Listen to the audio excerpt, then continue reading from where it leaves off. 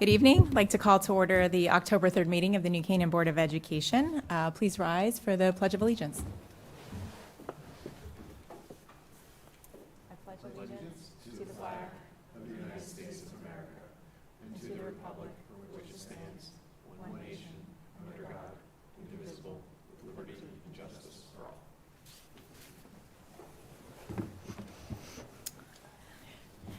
Thank you.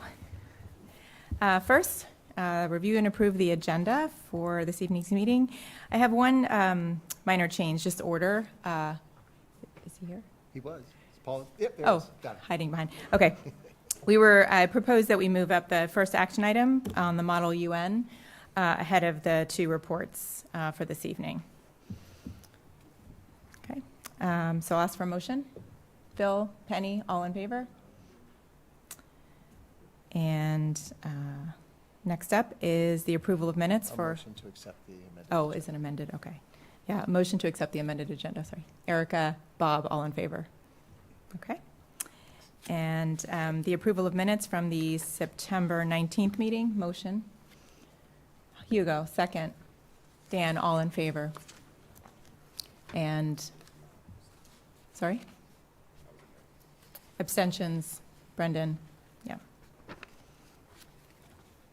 All right, next is comments from the public. To ensure the public's right to be heard, the board has set aside time during the meeting for public comments. 2 minutes will be allotted to each speaker and a maximum of 15 minutes to each subject. Is there anyone wishing to address the board?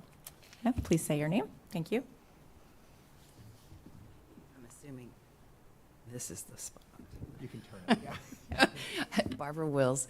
I am a former West School parent. I am a current high school parent, one left. And I wanted to speak about the bus service that I see my neighbors' children. Our neighborhood has turned over a great deal. And in the years prior to my purchasing, my husband and I purchasing our home in 2010, the previous residents of the home said that the bus came all the way down Bennington Place and went to the cul-de-sac and dropped their children off. Then when I moved in, Mr. Walter said that because I had a little one and I had one in the middle school and I had one at West, that he would send the bus down Bennington Place. And we have other neighbors that have similar age children that were also using the bus service at the time. Then the second year that we lived there, Mr. Walter said, no, your son will have to ride the bus. You get the good way going to school so that there is a 1-minute bus ride from the end of Bennington Place into the bus loop. And your son will have to drive around on the bus the bad way going home, which meant that he was on the bus for 45 minutes and had to go all the way around town and then back to Cascade and then to our stop. I made a deal with Mr. Walter 11 years ago. I said, I'll tell you what, I'll drive him to school. That eliminates that stop. And you will let him off first. And they just pulled the bus over and they stopped and let them out. And it worked for the last 11 years. I see the middle school neighbor that we have now, who is now in 5th grade. I see her bus pulling over and she has to get into the bus from the wrong side, both directions. They bring her back that way, and I watched her get on the bus and go that way. The elementary school children have chosen not to take the bus, but to walk. Now, we either get a bus stop that allows 11 children to get off the bus first out of the school, or we get a sidewalk. We've talked about it for generations now. Nobody wants a sidewalk there. All of the overflow parking for every single West School event fills Bennington Place all the way back to the cul-de-sac. So we understand. 2 minutes. Oh, sorry. Okay. But anyway, you get the point. Thank you. Any other comments?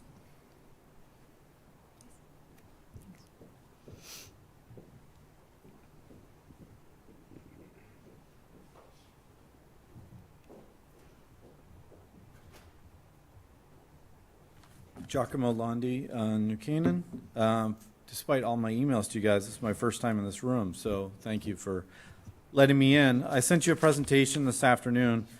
I just want to, this is about rec basketball, basically running through the Y program, and the question is, why is it so expensive? You can go through the presentation as you'd like, but we gave you a couple highlights on page 2 and 3, basically talking basketball is the third largest played sport by kids in America, and then gave you a slide about the mission statement for New Canaan Parks and Rec.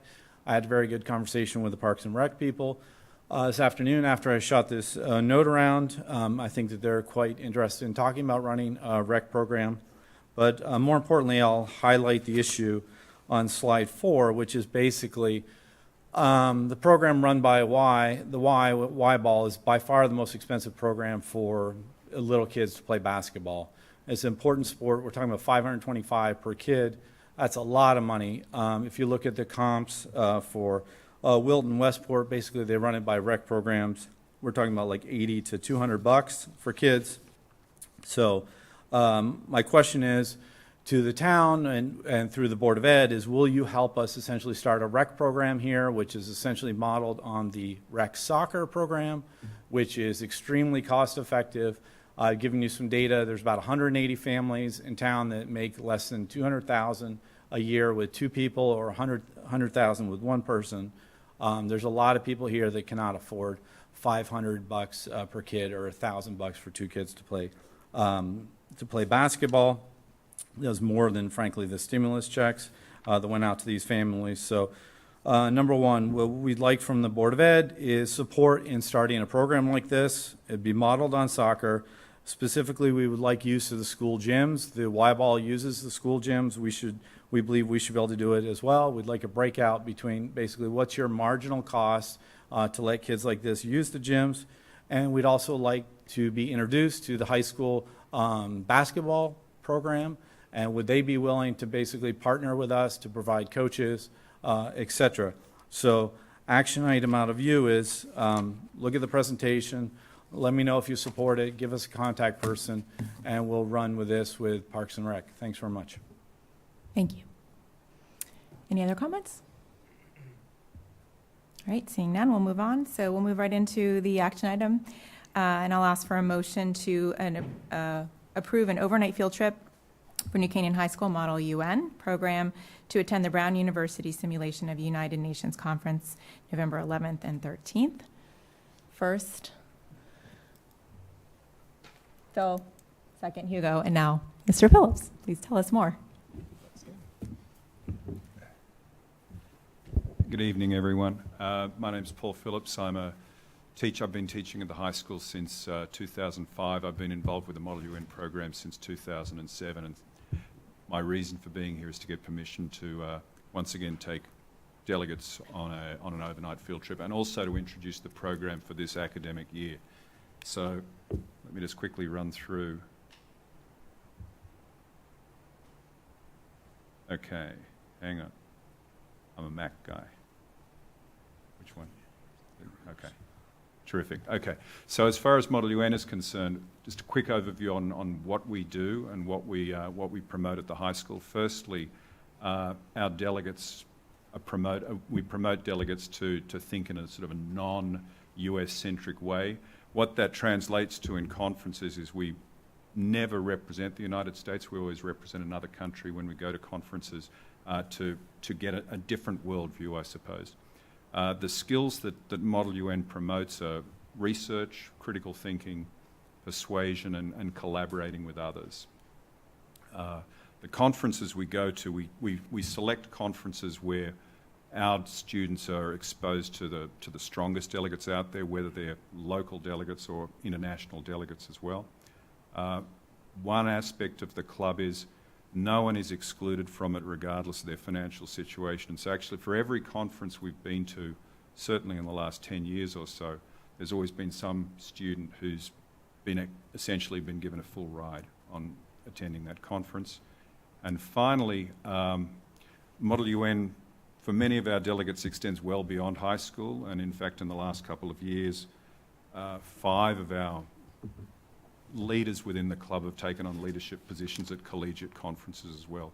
Last year at Georgetown, the year before Cornell, the year before that, Boston College. So our delegates continue Model UN and continue leadership positions at college afterwards. Okay, I thought I'd give you a quick overview on where the program was before COVID. COVID hit us pretty hard, and one of the reasons it hit us hard is because conferences were essentially cancelled or turned into Zoom events. And when conferences are running for 2 to 3 days, 8 hours in front of a screen, as I'm sure we're all aware, is pretty tough going. And so now that the colleges are opening up again, in-person conferences are now back on the table. So during that pre-COVID period, we had an active membership of about 87 students, lots across all grade levels within the high school, and a very strong program at Sachs as well. It's run by Alison Freeman. Every year, and we managed to sort of do this during COVID as well. We have a program called the Sophomore Simulation, which takes place on the last Thursday of May every year, where members of the club kind of take over the high school and set up committee rooms throughout the high school and run committees for regular sophomores from the high school. The programs or the conferences that we went to in 2019 and 20 were Georgetown, which is essentially a national, 3,500 students from across the country and internationally go to that, and we generally send a team to that. It's an invitational. Brown, William and Mary, Dartmouth and Cornell.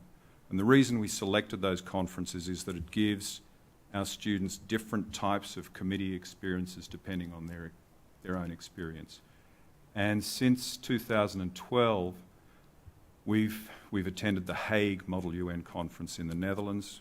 We're actually the only US public school that's been invited to go. We took 12 delegates that year, and we're hoping to go again next January. One of the aspects of Model UN is it's competitive, certainly in the United States, and our teams have done very well over the years. In that particular year, 2019-20, 29 students or delegates won awards. We also won Best Research Delegation at Dartmouth, which was for the third time. And over our 15-odd years, we've won delegation awards at Cornell, Dartmouth, Yale, so quite a few. So the club's been quite successful. This is an example of what it looks like at a college conference. The photograph, the large photograph on the left is at the Georgetown conference for the closing ceremony, and the other photographs from Yale. But the college conferences that we've attended include Brown, Cornell, Dartmouth, Georgetown, Harvard, University of Pennsylvania, Princeton, William and Mary and Yale. So those are the conferences that we've been to since 2007, and we've got a sort of a core that we're sticking with right now. This is The Hague, and as I mentioned, we're the only US high school that's invited to it. We've been going since 2012, and generally, the group that we take to The Hague tends to be seniors and juniors who have lots of experience at international conferences. We're hoping to take 9 to The Hague conference next January. One of the things that our students love about The Hague is meeting kids from other countries, and one of the things that floors them is the number of languages that these students speak. The Dutch kids that I know speak at least 3 languages and often 4 or 5, and for our American kids that's quite an eye-opener to see that. Quickly on the sophomore simulation, this is what it looks like. You see New Canaan sophomores wandering around the building in Western business attire, in committees that are run by students. The role of the teachers is really to take us step back as much as we possibly can and let the students do their job. And it's about 150 sophomores who attend that every year. We also have scrimmages. We have a good working relationship with Greenwich High School, in fact, and the idea behind scrimmages is they're sort of a lower risk way for students to be introduced to Model United Nations. And we've got one coming up actually next Saturday at Greenwich High School, and then we'll be hosting local schools. We hope to host local schools on the 17th of December. Let's move on. Sachs is also very active. As I mentioned, Alison Freeman at Sachs runs that program. One of the things that they do every year is that they attend a middle school conference at the United Nations building down in the city. It's a great experience for them. So here's what we're hoping for this academic year. Firstly, as I mentioned, more in-person conference opportunities for our delegates. We're rebuilding, obviously, because of COVID. Membership dropped a little, but we're currently at nearly 50, and we're hoping to get up to pre-COVID levels by the end of the year. Rather than go for the 5 college conferences that we traditionally did before COVID, we're hoping for 3 or 4. Certainly Brown, which is the one that's on the agenda, that starts on the 11th of November up in Providence. There's another conference, the Nationals, Georgetown, in February, and then a choice of either Dartmouth and Cornell. Maybe we do both, but I have a sense at this stage we'd probably be hoping to go to Dartmouth rather than Cornell because it works for a younger delegate than Cornell. It's not as tough. Continuing with scrimmages, again, we're planning on having a sophomore simulation in May 2023. We have some fundraising that we're already moving on right now, one in the fall and one in the spring, and I can give you some quick details on that. And then finally, for 9 senior delegates, we're hoping to take them to The Hague at the end of January. We get back Super Bowl Sunday for that. So, what's that? Oh, we get in at 11 o'clock if it all works out. So. Fundraising, these are the ways that we raise funds. We also are very thankful to the district for providing some bus funding for us. That comes in very, very handy for the travelling that we do. We try to be as self-funding as we can. We rely on donations. We're just about to start our fall fundraiser, which is a booster card, which gives lots and lots of discounts at lots of local vendors. And then in spring, we'll do a pie sale, which is dovetailing with what the crew does in fall with their pie sale. So that's the program. That's where we were. That's where we're hoping to be by the end of the year. And with your permission, we'll be able to do it. Great. Thank you for the update. Any questions? All right. We wish you all the best. Okay, thank you. Yeah, thank you. All in favor? All right, that's unanimous. Thank you. Good luck. Right. Thank you, Paul. All right, so on to reports and recognition. We have our New Canaan High School assessment report with Mr. Egan and all of the department chairs. Thank you all for being here on this rainy evening.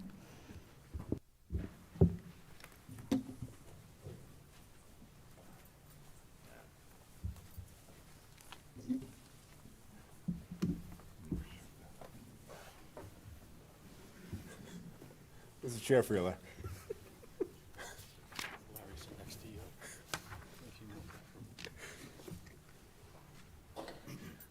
Just this, right? Larry did such a good job for me at the opening school report. He thought he could hide in the back. I was like, no shot. You got to come up. Well, first of all, thank you for having me here tonight. It's always a pleasure to be able to speak to the board. Truly, I think there's no better job than being a high school principal, and this is the best high school in the state of Connecticut. It's a community of supportive families and really the best kids. So it's a privilege to always be in front of you. A couple things. We want to thank our K-12 curriculum leaders. Well, I won't go through the K people, but the high school people, most of them are here. Evan Remley is our English and Language Arts coordinator at the high school, or department chair. Becky Pava is the math department chair. Mike Forcucci is the Social Studies Department Chair. Michael LeDuc is the Science Department Chair. Jim Zambrano, I'm not sure if he's here, is the CTE Department Chair. Michelle Ludala, oh, nice job, Jim, nice job. Michelle Ludala, I have to give a special shout out to. She really helped frame this presentation and kind of make it into a more of a story, so a special thank you to her. But she is our ICT Department Chair. Cindy Rivera is our head of guidance. Kevin Holly is here, the head of world languages. And Jay Egan is our PE and health person. Matt Salvestrini is the head of digital learning. And Alan Sneath is the head of visual performing arts. A couple things I did put in the philosophy on assessment, but just a couple of things I want to point out. I won't read the whole thing to you. Ultimately, the whole point is to enhance student learning. And ideally, it should be a wide variety of assessments that measure performance, standardized, non-standardized, formal, and informal as well. Our mission at the high school, again, is just to commit to preparing all students to meet the challenging lives of an increasingly global and diverse society. We want to make sure our students are responsible, accountable, motivated, and strong. We want to create a vision at the high school that it's a school with a sense of community where parents want to send their children, students want to learn and enjoy being a part of the New Canaan High School community, and New Canaan High School will be a place where all employees feel respected, valued, and love coming to work, and always do what's in the best interest of students. This past couple of years, but this past year, this presentation is a result of a year of hard work by our talented teachers and staff who care deeply about the well-being of their students. A community of parents who continually want to make the school better for their kids and the best students in the state of Connecticut. They're smart, talented, kind, and good people.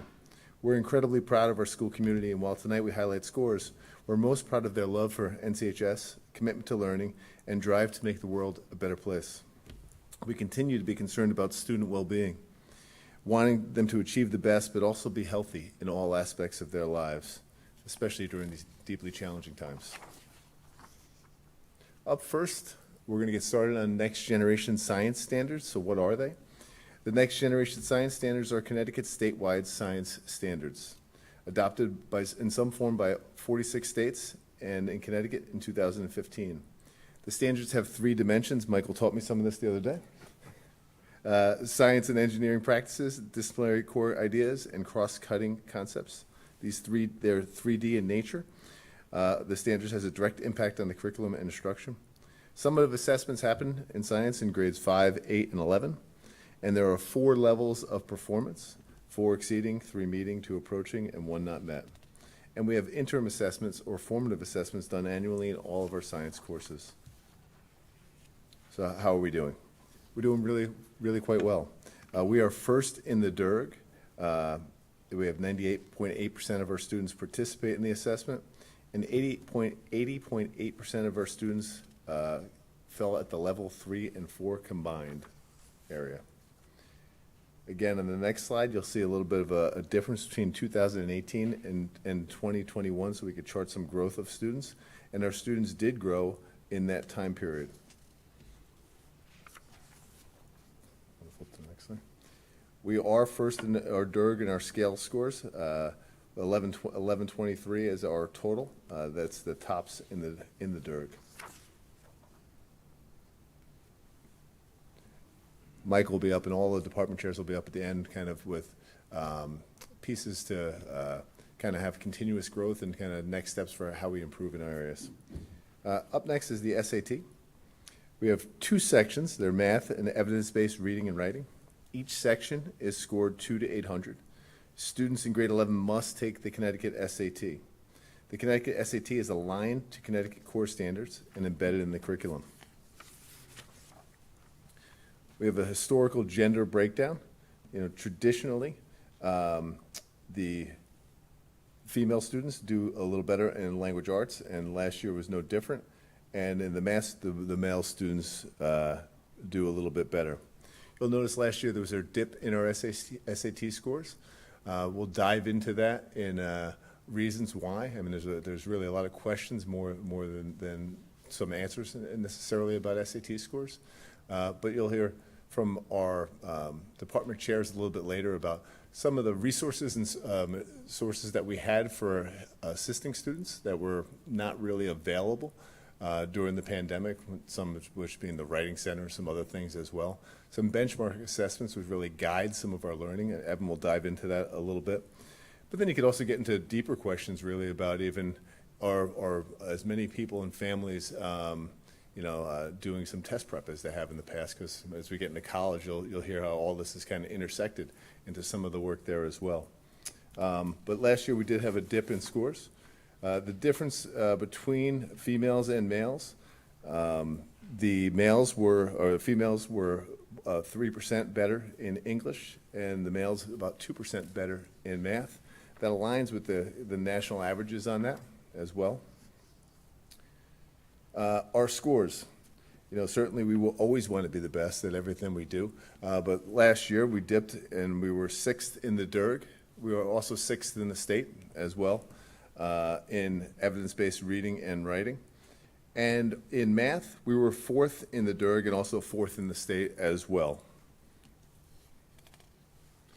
We always try and highlight our special education students and kind of take a look at their scores as well. And last year was a struggle, and it kind of seems to make sense. The kids with some of the most needs struggled the most during the pandemic, and that highlighted for us specifically in evidence-based reading and writing. Our scores were last in the DIRG for our special education students, and then they were actually 2nd for math. As I flip to college statistics, 92% of our students went to 4-year colleges last year. It's a strong number, about 94% from the year before. 85% of our students attend what they call competitive schools. Highly competitive, we had 40%. Most competitive, we had 32% of our students, and 13% went to very competitive schools. Cindy up later talked about some distinction in what they are with some of the old Barron's book. Of the class last year was a smaller class, and you'll see that in some of the data that we have, but 282 students last year sent out 2,700 transcripts to 367 colleges. Interestingly, this number rose a little bit. 9 students attended international schools. I think that number was about 5 the year before. And additionally, 7 students attended 2-year colleges. And that also is higher. There could be, again, a variety of reasons for that. Some of them could be financial. Some of them could be just a different choice for where students wanted to go in the long run. But all of our students, as always with our school counseling department, had a plan. And the next statistic, which is really impactful even for me who has a senior in high school, 35% of our students did not submit SAT or ACT scores. That was down a little bit from the year before. It was 40% the year before. But interestingly, as you talked, and Cindy could talk about this, but you'll see the average SAT scores at all of these universities has risen tremendously. So it lends to a question about whether we submit in the future. So honestly, I think there's a lot of questions around the college process with some of this, but you'll see the SAT scores have gone up at all the universities now. What they're portraying as their average scores because of the number of students that are submitting. As we get into our college level options, and again, so all of this is really connected. We've always said we want all students, if they're capable, to take a college level course here at the high school, and we have several different college level courses. We have advanced placement courses, early college experience courses through UConn, Project Lead the Way through, I think, it's University of New Haven, and Norwalk Community College courses as well. And teachers are trained for each of these types of options. We have, and this is an increase from the year before. The year before we had 303 students taking other college options. This year we had 316. So that number has gone up, which is great. We've added a ECE course, Advanced Filmmaking, and we dropped actually our NCC course, Anatomy and Physiology. That's correct, right? Interestingly, the highest number since I've been here, and I'm guessing the highest number, I don't have the answers to that. I shouldn't throw data out there I don't know the total answer to, but I'm thinking it's the highest number, in the history of school. 85% of the students are taking a college level course or an AP and honors course. So, now, what is an AP class and test? It's designed to give an intro to a college level course while still in high school. The test at the end of the year, the score is a 1 through 5. A 3 or better is the goal. There are 28 different AP courses here at the high school, and they're designed to demonstrate hopefully some passion for students. And generally the most rigorous courses available to students and help to prepare them for their future in college as well. And things that we're still considering and we're trying to get some feedback on is are we going to shift to digital or stay on paper for some of these courses. As I said before, we have 28 different AP courses offered here at the high school. That number has gone up over the years from 2011, where we were at 18, to 28 now. You can see a picture of all the types of courses. History really has a nice chunk. I think Dr. Letsy's pointing out his arrival here to the high school, and then I saw him giggling and staring at me, and he was saying, I could tell without him speaking, that he came in, what year was that, Dr. Letsy? And we started to see an increase in our AP courses, but it continued after he left to the superintendency. I found it funny. So anyway, I talked a little bit before about the numbers of students that are taking college-level courses. We have 260 students in this class of 2023 that have taken at least one AP course. That's 80% of the kids. 19 have taken honors but no AP. And the total, that makes it 279, or 85.3% of the students taking a college-level course. And you might say to yourself, well, why is that even important? You know, because even if they just taking the course itself has proven that it's beneficial for students after they leave high school, just to be exposed to the rigor of a college-level course. A picture, there's a wonderful chart, thank you, Michelle, that demonstrates those exact numbers.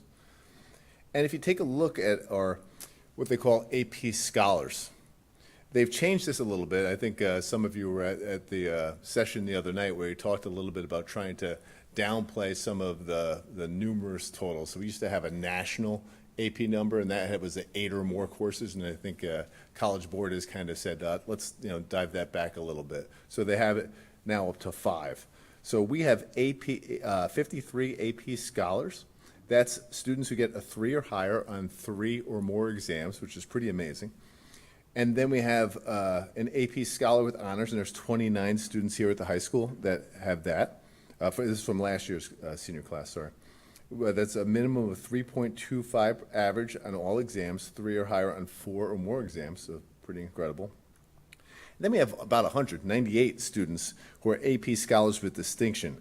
That's a 3.5 average on all exams, 3 or higher on 5 or more exams. It's pretty incredible to be able to take that many rigorous courses and do that well on them.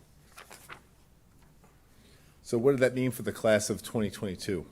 Incredibly, 64% of the class was an AP Scholar. I mean, if you think about that, 282, 64% of them were AP Scholars. So they're taking the most rigorous courses we offer, which are very rigorous here, and doing well on them. The history, I don't go back to 2011 in this chart, Dr. Letsy, but we have shown a continued growth on the number of AP Scholars. I did leave the national column in there that just showed you how many students were taking 8 or more courses, and still continued to do that here at the high school. But AP, to their credit, their College Board, to their credit, has decided to de-emphasize that, which is probably a good thing. Our trend lines, how are we doing? It's all positive trends for the number of scholars, students at AP Honors and AP Distinction as well.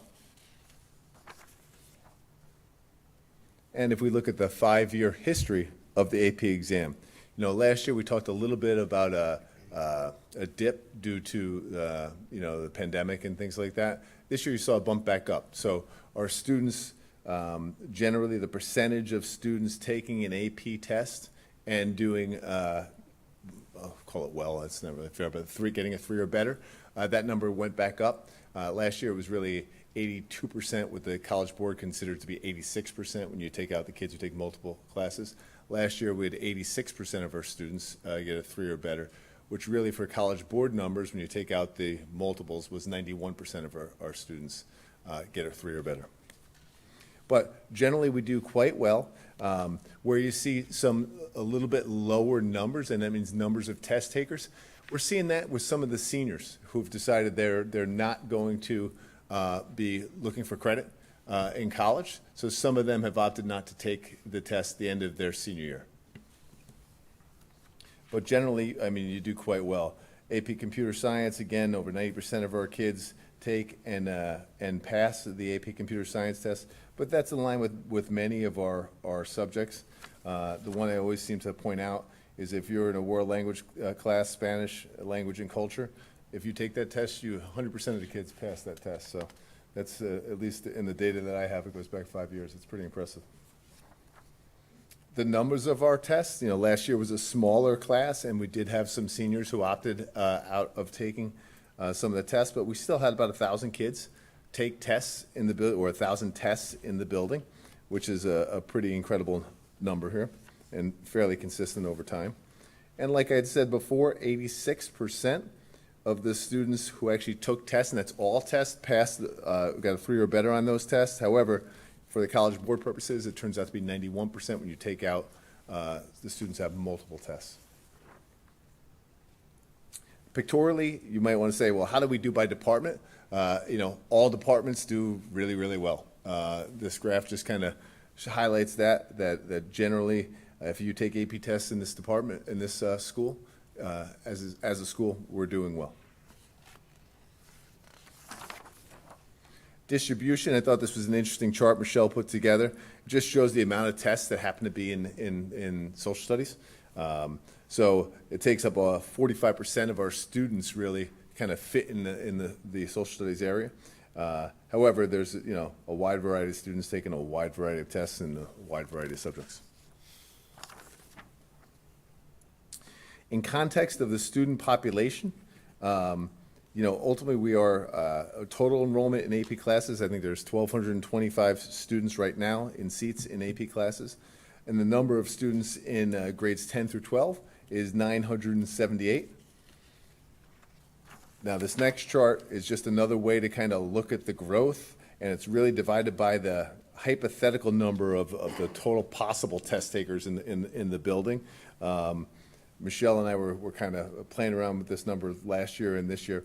Either way, it still shows tremendous growth in our students taking AP tests. And again, the one thing I want to point out is that even though we've expanded AP and AP access to students over the years, it has not impacted how well our students do. We've grown tremendously the number of tests, and they continue to do quite well. We have 450 unique test takers. And if you go back to, I guess I left the number up, 2014, that was only 278. I'm not sure who the principal was in 2014, but it's gone up tremendously.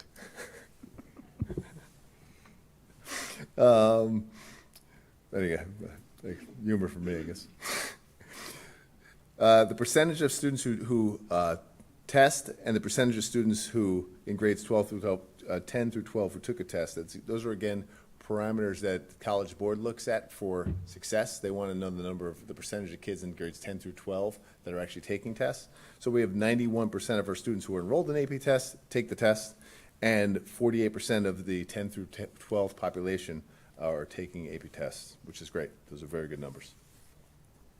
If you go all the way back to 2010, we had only about 40% of seniors getting a 3 or better on AP exams. And we've kind of come up with an arbitrary goal of 60% being a really strong number. And we've been able to do that 4 out of the last 5 years. So it's been consistently strong. Last year, 62%, almost 63, I'll round up, 63% of the senior class got a 3 or better. We really wanted to take a look at those test takers. So we basically just didn't use the College Board numbers, we did it ourselves, but we divided the 985 students who took tests last year, and we took a look at, I think it was 119 students who got a 1 or a 2 on an AP test, so not exactly where we want it to be. But basically, that's 12% of the kids who took tests. However, if you take a look at that 12% of the students who took tests and dive deeper into that, 66% of that group got a 3 or better. So they might have been taking 4 or 5 tests or 2 tests, and they got a 3 or better on at least one of them. So they might have got a 1 or a 2 on some of the tests that they took, or one of the tests that they took, but 66% of them got a 3 or better. So that leaves us with a 34% of the students, that really was 41 students, of which 32 of them, it was the only AP test they took. So 32 of the students really only took one AP test and got either a 1 or a 2 on it. However, as I tried to say earlier, that's still a defined success for those kids, and College Board actually literally just sent something out today. I don't know if all you guys got it as well, but it talked about the importance of students sitting in a college-level course, even if they don't master the material in there, because it shows future success for those kids when they go to either college or take other courses here at the high school. So it's really important for our students to, A, give it a shot. As our data indicates, they continue to do well. While we might have had 100, well, actually, I shouldn't even say that, 41 kids who got a 1 or a 2, and 32 of them, it's the first time they ever took a test. We get that many more kids exposed to taking AP tests that maybe wouldn't have taken previously and did really well. And for these kids, it will help benefit them as they move on to college. Switching gears, we'll go over to the Seal of Biliteracy. First of all, what is it? The Connecticut State Seal of Biliteracy was established to recognize public high school graduates who have attained a level of proficiency in English and 1 or more languages. That's what Paul was talking about before, our kids being shocked when they go and see kids knowing 3 or 4 languages. Who is eligible? Students who demonstrate the state-determined level of proficiency in English, as well as one or more additional languages in grades 10, 11, or 12. Here at NCHS, we use the Apple test and the Alira test, and Kevin will be glad to answer any questions about what those tests are, because I won't do it justice. But students must score at the intermediate mid or 13 level or higher. We have, I think it was 111 students total who earned a Seal of Biliteracy last year. 72% of them were in Spanish, but there were many other different languages as well. We had Korean 1 student, Ukrainian 1 student, Mandarin 4, Latin 7, French 18. Generally, students earn this their senior year, although some do earn it their junior, 7% of the kids, but 92% of them are earning the Seal of Biliteracy their senior year. This next section I left in an old chart. The ACT scores have not come in yet this year, but they'll probably be in, I think is it December 1? Yeah. But there are 4 sections of the ACT. So English, reading, math, and science, scored on a 1 through 36 scale. Some students who preferred the old subject test might prefer the ACT. And it's usually a smaller number of students who take the ACT. Back in 2017, we had a big spike after we changed to where the SAT became our state test, but it's kind of dropped back off since then. So I think last year was like 120 maybe or something like that who took the ACT. But generally our students who do take it do quite well. I'll leave the scores there. I don't need to read through it. But our kids do very well on the ACT as well. So at this point, I'm going to turn it over to specific department chairs to kind of take you through next steps for continuous improvements in certain areas. And, you know, we can take questions at any point anybody would like to kind of share them as well. So, sound good? Cindy, come on up. Thank you. Hi. So for school counseling, our biggest thing is to forever try to figure out the trends of colleges and where they're headed. And with scores being optional for most schools, SATs and ACT scores being optional now, that question is the big question for us as we watch what colleges are doing, how they're translating, what kids are sending in, and that's what drives us in helping students decide whether they're sending scores or not. So what Mr. Egan was talking about, we're seeing more and more students this year in particular, if they didn't do well, particularly on the state test, have just walked away from testing altogether and just said, why bother? Most schools will be score optional. I don't really, and families say, why pay for all of that? Should we really go through all the prepping to try to get our scores up? So we see kids trying again. to take it a second time, but many, many students are more relaxed about it and walking away from it and saying, I'm just not sending scores this year. So that's what we're seeing with the current seniors as we're just meeting with them. It's very anecdotal right now. We don't really have hard data yet, but we're meeting with each of our seniors in their senior meetings to talk about where they're going to college and if they are sending scores, and really helping them decide. Because based on the trends last year, the scores were really through the roof for kids who did submit them, and we heard colleges say, you know, kids were being hurt if they did send scores that were below what their average was that year. So it's become much more difficult for kids to decide whether to send them or not. So that's one of the big things we're doing. So this year, what we're doing to try to increase what we're doing with students and helping them, we're targeting our visiting reps that have come to the school this fall. We've targeted colleges that had maybe wonky decisions last year, not traditional for what we've had before. Either they really showed us the love and took more kids than they usually did. We're showing them the love right back this year. Or they didn't take students from us that they traditionally have. And so we're talking with them as they come here, meeting with them one-on-one. We're going back to traveling. Thank you very much for your support on that. And this year we hope to get out more. Colleges have opened their doors where they've been closed the last few years to having us. So we're increasing our travel to colleges and conferences.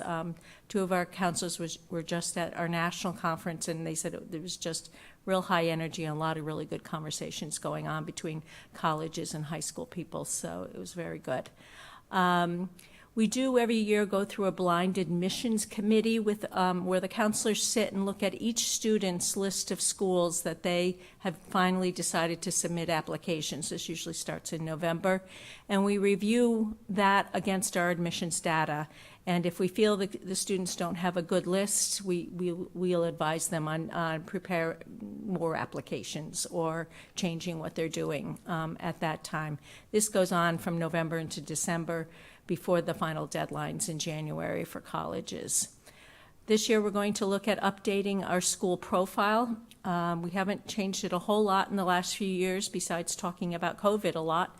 And so we really want to highlight more. We are hearing from colleges that they're using that school profile much more than they have in the past because they don't have test data and because they, they're reading on a different scale. They're getting many more applications that they go to that profile and read it very carefully for information about us as a community, about the number of AP scores we have, and what else is unique about our school. And so we want to add some more unique qualities to our school. For instance, that Model UN, going to The Hague, the only public school in the country doing that. That should be somewhere that colleges know that we have a significant Model UN program. Our journalism program has created some really amazing opportunities for kids and their careers where they are. They're all over the country having morning shows and talk shows and things like that are just incredible. Our journalism program is very good, our TV broadcasting program, our engineering program. We have so many things that just doesn't show up on our profile right now, and we really want to have a bit of a brag sheet to add into that, to give to the college reps and to share, as part of our profile. So we're doing a lot of work around that this year. We're looking to expand our sophomore program, and in the past few years, we've done one quick session with them on career and college and what to expect, and it needs more. So we're going to do a little bit more with our sophomores this year in having them look at career planning and goal setting based on what their interests and strengths are now, knowing that is probably going to change and they will go in many different directions, but to help them start to be more thoughtful about where they want to go after high school. And with that, increase some of our information around kids who where college may not be the best suitable choice for them right after high school, that, some of the trade schools or the 2-year schools that will lead to different opportunities for them. So we'll be looking at increasing that and finding better ways to get them to really think about what's best for them after high school. And then I've been involved within a new college advisory group we're creating with the DIRG of department chairs, that we have invited a number of colleges to join us in the DIRG and advise us on college trends and college admissions from schools like ours, and how can we best serve our kids to partner and do a better job of getting them off to college. Those are a few things we're doing. Great, thank you. Questions along the way or later? Want to keep going? Or you want Yeah, does anyone have questions for Cindy? I have a question on Naviance. So I'm just wondering, given the state of the world with testing, are you hearing from Naviance that they're trying to bring their technology to be able to track data and help students make better decisions around submitting test scores? They haven't yet. We Okay. have asked them as to what they're going to do about that, because right now, our Naviance system is showing that it does not show when kids do not send scores. They will show what the scores are, and so kids are looking at that saying, oh, I can get into that school with these scores, and it's very likely the students didn't send the scores. So as of now, we can't do that, yeah. Yeah, okay, all right. Bob? I was going to ask one more question, sorry. You don't get to leave. I was wondering, I'm starting to see tools out there for students to sort of manage, I'll call it a portfolio of accomplishments so it's not, test score based, it's more accomplishment based. Yes. One of them is Livestream Digital that I know of, but I was wondering, are you working with any tools like Livestream or similar tools for the students that we could manage like a portfolio type of data that they could pass on to school? We're not working with anyone like that, but if we have students who have a portfolio of work, we have tools that we can help them with to add it to their applications or provide links that they can put into their applications to go to those portfolios. So you're right, there is quite a bit of that going on now of showing portfolios of work. So yes, we do work with kids more individually on how to make sure it gets to their schools. Great. Oh, Penny. One quick question, or two quick questions. One, are we still providing the course that helps with SAT prep for those students who want to take it, and has the enrollment in that dropped? We don't have a course in SAT prep. Well, wasn't there a course at the high school that a lot of people took? There's a lot of after-school programs, but it's not run by the school. Right, I think we just provided space or whatever. Yes. And it was I just remember it was particularly affordable compared to some of the other options. I Right, didn't know whether or not we were still doing that that or particular not. person we're not using anymore, but we do lease the building to a number of different SAT prep organizations. So there's not one that's particularly supported by the PFA or anything like that anymore. Okay. And then I was just wondering, with more emphasis on the AP classes that our students are taking, are we looking at the areas where we're not doing as well in the AP scores and trying to figure out, what the reason is and what we want, if anything, to do about it? The answer is yes. We've certainly taken a look at who's teaching courses, we move people around, and we provide training for people who possibly could be new to us, so that you'll see growth in the following year after that. So, fair enough. I also would just want to say, I think the various departments, we offer a lot more broader opportunities for students to take APs, in the sense that, like in social studies, there's not strict standards for getting into an AP. If a student really wants to take it, we do pretty much allow most students to give it a try if it's really interesting to them. So that too is a reason for Right. changes. And I just have one last, it's more of a comment, and I know this is all helped by Naviance and other data, but it would be interesting to see for this year's class, we don't have it for last year's, but if there's a way we could track, like, I know we'll know how many kids submitted, but was it ACT, was it SAT, just some data, if to the extent that we can, just to help next year's, 24s learn from it if things don't get drastically different. What do you mean, whether they took ACTs or SATs? And then just percentage one of did they submit? submitting. It's more of the submission, yeah, just to help the 24s. Yeah. And that's one of the things I think, and I don't want to speak for Cindy, and maybe you did say it, but she wanted to make sure that those seniors really conference with the counselors to make sure that the counselors knew whether they were submitting scores or not. Sometimes there are people might work with outside people, and they're not necessarily sharing with us about whether they're sharing or not. So we might have additional insight that maybe some people are using, some others who are making choices that we're not aware of.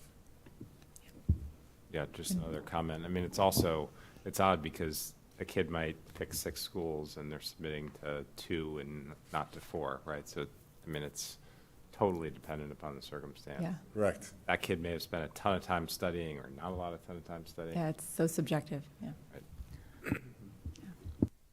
I don't, Penny, yours. yeah, just on the SATs. I guess I'd be interested at some point, I mean, I'm sure you're unpacking it all, and all the trends about kids not submitting scores, as much in New Canaan is also true in all the other, our other Durg schools. No, So, yeah. I mean, 1 year is, anything can happen in a year. Yeah. I've seen lots of things go up and down over the years, but I just, want to make certain that we're looking at it carefully to see if there's something more that we should be doing, what happened, what was the distribution? Do we have just as many scores at the high end but more scores at the low end, or not as many in the middle? I mean, it's just sort of the same We kind had of. more at the lower end. I Okay. did track all that. The lower end's higher. The percentage of kids at the lower end was higher. And I mean like under 1,000, so we had a higher group there. So we certainly are looking at all that, unpacking it. There are plenty of reasons you're going to hear these guys talk a little bit about some of the things we weren't able to do, and some of the things we're going to do now. But for whatever reason in this class, it was a higher percentage of kids at the lower end of the scores, which is unique. Right, it's, all right, I just, curious. I knew you all are going and looking at it and dicing it lots of different ways. I was wondering if other schools in our Durg saw a drop in the number of kids taking the SAT, or if it was comparable within our Durg of the kids who were choosing to take the SAT. It was a dip, and again, you don't know exactly what every school is having, but we had, was it 14 kids who just chose not to take it, correct? Yeah, Yeah. but I believe that's the right number. Yeah. And the reason, I am the administrator who coordinates the school day SAT, and the reason very often that the students who do not take it on the test days is they've already taken either an ACT or an SAT. They're pleased with their scores. Extremely pleased. Yes, and they tend to be toward the higher end of the class. But I wouldn't say that number changed dramatically this year versus other years. It's tended to be about 2 to 3% of the students. And do we have any sense of colleges going forward into the next year or two, whether or not they're going to move together in wanting to go back to taking test scores, or is it going to be it could be very across the board individual? Yeah, I think some of the public universities went back to asking for test scores because it's part of a state requirement, Florida, and there was a couple others. But most have said they're going to test this for a couple of years yet. So it's to be seen. So we keep hope. I really don't know, is the bottom line. So this is not necessarily a 1 year, and we might stabilize. It might be several, 2, 3, 4 years before schools start to stabilize and whether or not they. Yeah, I think colleges are trying to track their own data as to what does this mean for them. For them, it's a business. They can accept a wider range of students without changing their business model of what they accept, right? Because the kids who do send in scores have sent in really high scores, so they can say, this is our average score now, and they've just improved their rankings by doing that. So for them, it's working for them to not send scores to some degree, to not accept scores. So we may continue to see this trend. Are schools going test blind or are they test optional? There's a real mix on that, too. Yeah. Text optional is much more confusing for our kids. Yeah. Test blind is very clear, like the University of California. They're test doesn't blind, look right? at Yeah. them. Yeah, yeah. Is that it really, or is there other schools? No, there are other schools, and generally they say what the California system does, so goes the country, because that's such a huge population of students. So that they have gone this way is significant, and that's something that we're watching. I didn't realize they were blind. I thought they were optional. No, blind. I also had a question about APs. Are we seeing any trends in terms of what APs kids want to take? Are they moving in any direction? Are they showing interest in certain subjects more than others? And is there anything, or is it, more, there's more options and they're taking them, but, Yeah, I think there's so many more options. I think it's just very wide. I mean, we have as many scientists as we have humanitarians, I think, in the schools. And our art courses, we have such talent in so many different areas, and that we offer them is great for the kids. The AP Economics is huge. The AP Psychology is huge. The English is, they're all big. Yeah. All right, thank you. I'll bring up Evan Remley and Mike Forcucci, talk about evidence-based reading and writing.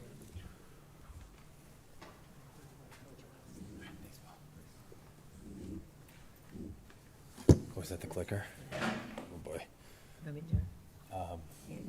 little worried I'm going to mess it up, but all right, good evening. I'm Evan Remley. I'm the English department chair, and I'll talk a little bit about our evidence-based reading and writing scores and sort of our reading program. To my left is Mike Forcucci. We're going to sort of tag team this, and hopefully we make a little bit of sense. Okay. I just want to get a sense. Press this button here. All right, okay. All right, I'm going back. So scores in evidence-based reading and writing did dip from historical levels, about a 2.5% variance from our statistical average. Couple reasons for this that we discussed a little bit, I think, previous, but I think I'll just echo what I think a lot of people are saying. I don't know that there's a singular reason. There's external forces with the pandemic, with what colleges are requiring, not requiring, that could be affecting things. But I will say, just for if we're talking about the story of this particular cohort of test takers, so this will be the class of 2023. In March 2022, my department administered one of our kind of assured experiences, reading benchmarks, basically like a reader response. The teachers had a chance to score that. We were about to go over the results, and then essentially school closed for the rest of the year. So that was the last kind of normal curricular experience they had that year. We had to cancel our freshman portfolio for writing. We didn't administer a sophomore reading or writing benchmark. We were in hybrid that year. We just couldn't figure out the logistical challenge of administering it in that environment. We did an abbreviated sophomore portfolio. There was no writing center that year. We had to cancel it to run larger core sections. So English teachers were flexed out of that teaching assignment. So writing center is generally when we're talking about the lower domain of test takers are kind of lower 50%. Writing center is generally one of our first lines of support for those readers and writers to kind of help coach them along. We identify them through these benchmarks that we administer. So that's kind of a little bit of the story behind this testing cohort.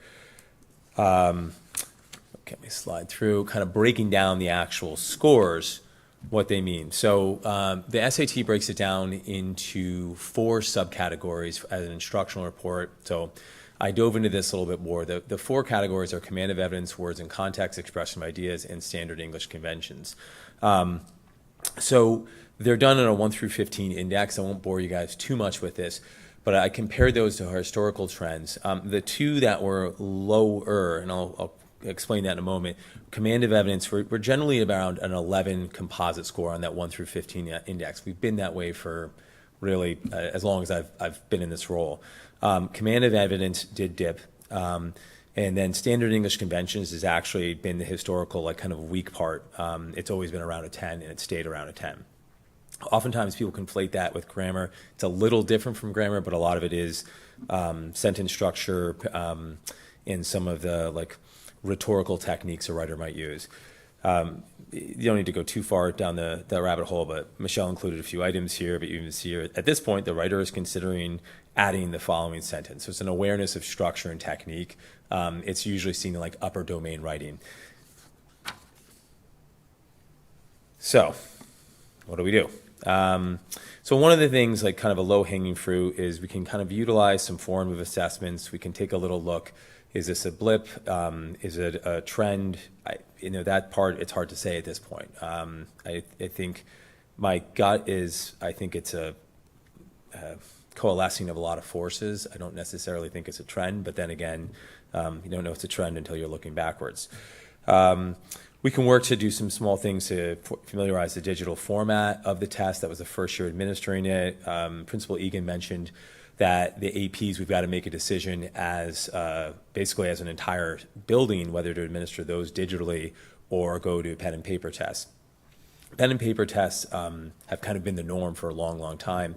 And taking a test on a computer, I think as we all know, it's a pretty different experience. Taking a reading test on a computer is a very different experience.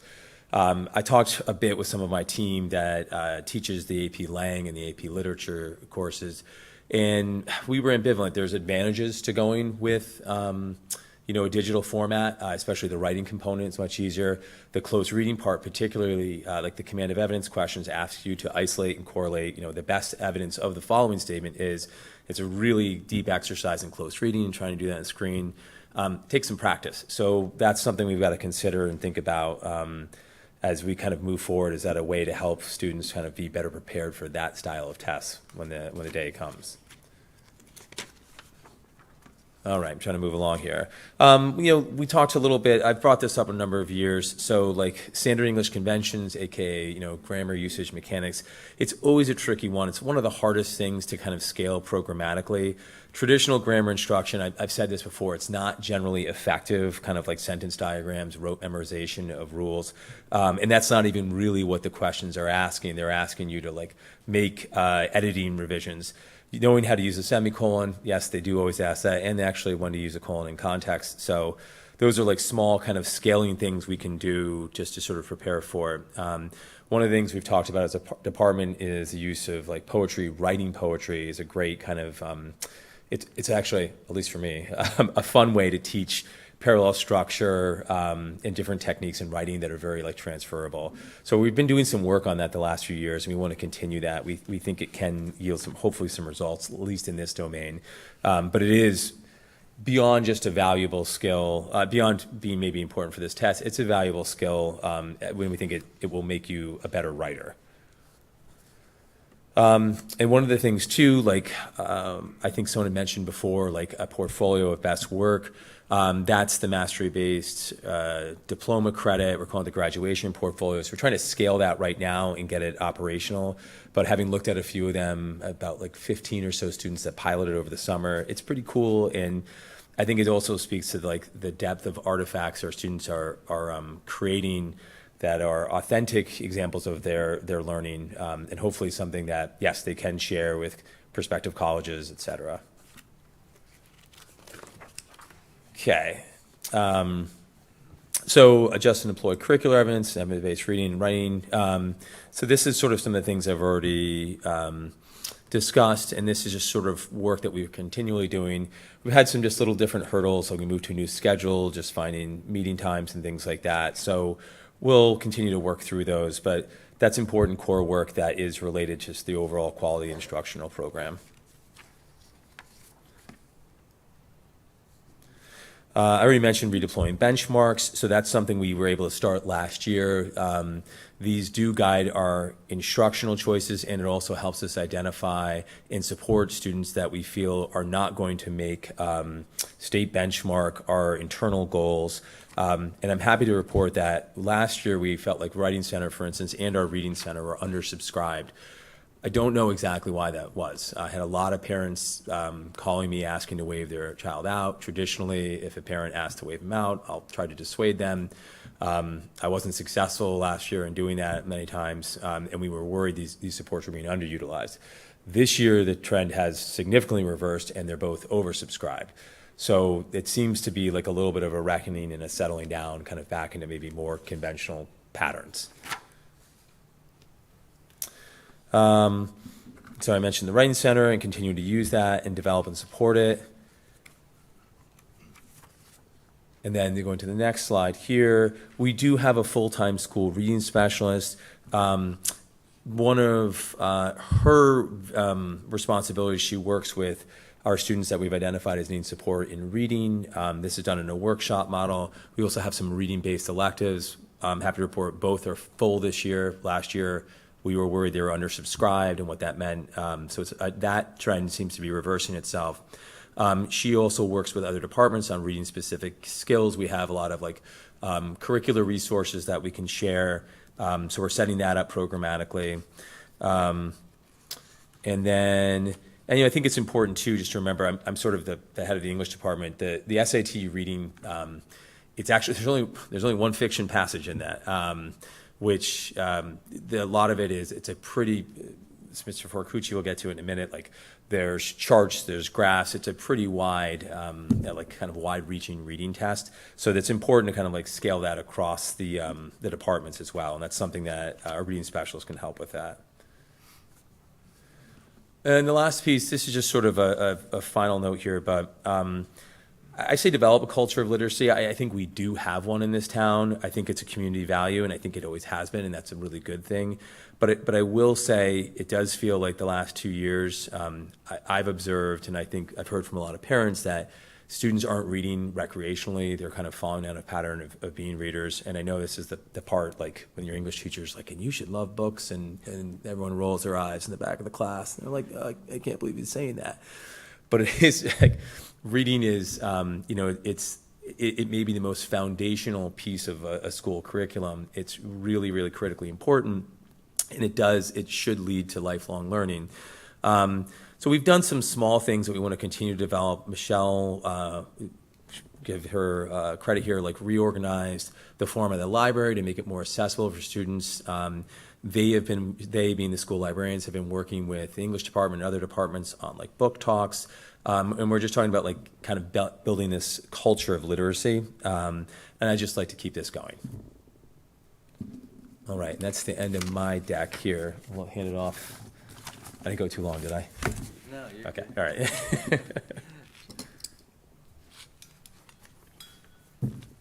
Hello. As far as the social studies department, our first plan moving forward is kind of what we always do, which is continue to work on improving our instruction and assessment strategies. With regards to the data that we're looking at tonight, particularly with instruction, we're working to really offer as many options as possible to students. In the years prior to the pandemic, the department and the previous department chair, Bob Stevenson, did a ton of work rewriting the curriculum, realigning it with more modern 21st century standards. And almost as soon as the initial revision process was done, the pandemic hit and we were all in an adjustment mode. But I think now we have the opportunity to, in a more a more conducive setting, to look at those revisions and hopefully build upon them and strengthen them where they need strengthening. As far as instruction, differentiation seems to be the path which we're working to do a better job with. And as far as evidence-based reading, what that often boils down to is offering students readings which are relevant to their ability. That's a demanding task for teachers, so hopefully as we could build our resources, we'll be able to continue to help improve literacy in each class and with each assignment. As far as assessment goes, same deal. We focus heavily on evidence-based reading and writing in a lot of different avenues, whether it be our document-based questions, which ask students to look at all sorts of sources and hopefully draw their own conclusions from them. We have lots of assessments in that format. We're hoping to strengthen and build them, as Evan had mentioned, not only with textual sources, but also with non-textual sources, whether that be statistics and charts and graphs, art, all sorts of different avenues with which they can build their own ideas. There's another point that we're trying to work towards with assessment, and that is the digital piece. The digital strategies for test taking are, something that are as important as the old test strategies were. So hopefully we can build those resources, and we're looking at websites and different offerings that will allow students to do that. Our next point is to continue our collaboration with the English department. The more we can align our instruction so kids are hearing a common message in each of their classes, the better. And we have a sophomore benchmark writing assessment that we do, where we collaborate closely with the English teachers in the Writing Center, both in administering the assessment and grading it. And we're able to have some useful discussions about expectations and strategies and such when we do that. Unfortunately, that whole process was put on hold during the pandemic for logistical reasons mostly, but now we're able to do that again, so we'll be bringing that collaboration back, hopefully to continue to work towards aligning the instruction our students are getting with regards to literacy in both our English and social studies courses. Our next point has to do with assured experiences in the social studies department. There, as I just mentioned, is our 10th grade benchmark, which is writing heavy. They're writing an argumentative essay having to do with history, but also focusing heavily on the literacy skills that are focused on some of the exams and data we're looking at. Last year, we created an assured experience for our 9th graders as well for the final exam, and we're hoping that we can continue to tweak that and build upon our data set so we can hopefully make decisions based on more extensive data. And then we conclude with our junior research paper, which is kind of the final assured experience of the department. Once they move into senior year, they're taking such disparate courses that becomes more challenging. But all of these experiences rely heavily on evidence-based reading and writing, so as we continue to implement them, hopefully we can strengthen them as we go. And I think last, we've got the formative assessments that we're giving throughout the year. The assessments that aren't as high stakes, but our learning experiences for our students as well. And again, as a department, we'll continue to work to hopefully strengthen and build those and develop literacy in our classrooms. I believe. Any questions for? Thank you. Any questions for ELA or social studies? Bob? I think it's sort of a general or a broad question. You mentioned about a cohort. I'm just curious, across the grades, obviously COVID affected every single aspect of English, social, everything, right? So I guess what I'm trying to understand is what grades and what areas were most affected and that we're seeing, because you mentioned there's a cohort, so I'm assuming that's the senior cohort? Yes. Yeah. And then with the grades prior to that, what is the plan, or how do we identify those areas and get them back on what I would call back on track? Yeah, that's the $64,000 question, thing, right? yeah. Yeah, I have to reference the pandemic playbook. Where do we put that? Yeah. It's hard to say. I mean, and it's like to the extent to which I can read the tea leaves here. To some extent, I was surprised there wasn't any variance in the score last year. I didn't say that when I was here, but it was there was so much disruption. I thought, what does that mean?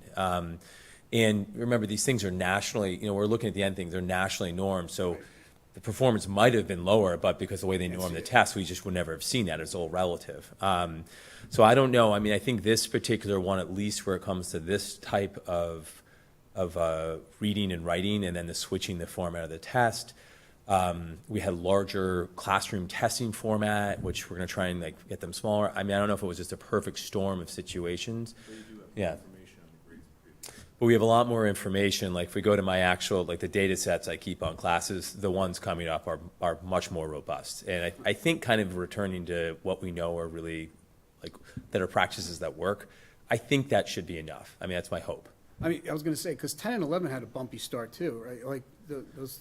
They did, yeah. And it was, but it was, well, 10 had just, I mean, we had gotten through a bunch of the other things previous. So, yeah, but I don't know why this one versus the other.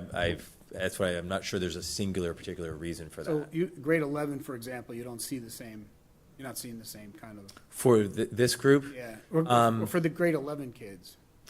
Not so much, but once again, I mean, this is a pretty, like our department, I should be clear, like our internal benchmarks, I mean, they measure parts of it, but there's nothing quite like this comprehensive reading test, to some extent. So like we look at this across a few things, like the NGSS has that, like one corollary that's just sort of interesting. So the AP language and composition test, which is also administered to juniors, about 120 took it in this cohort.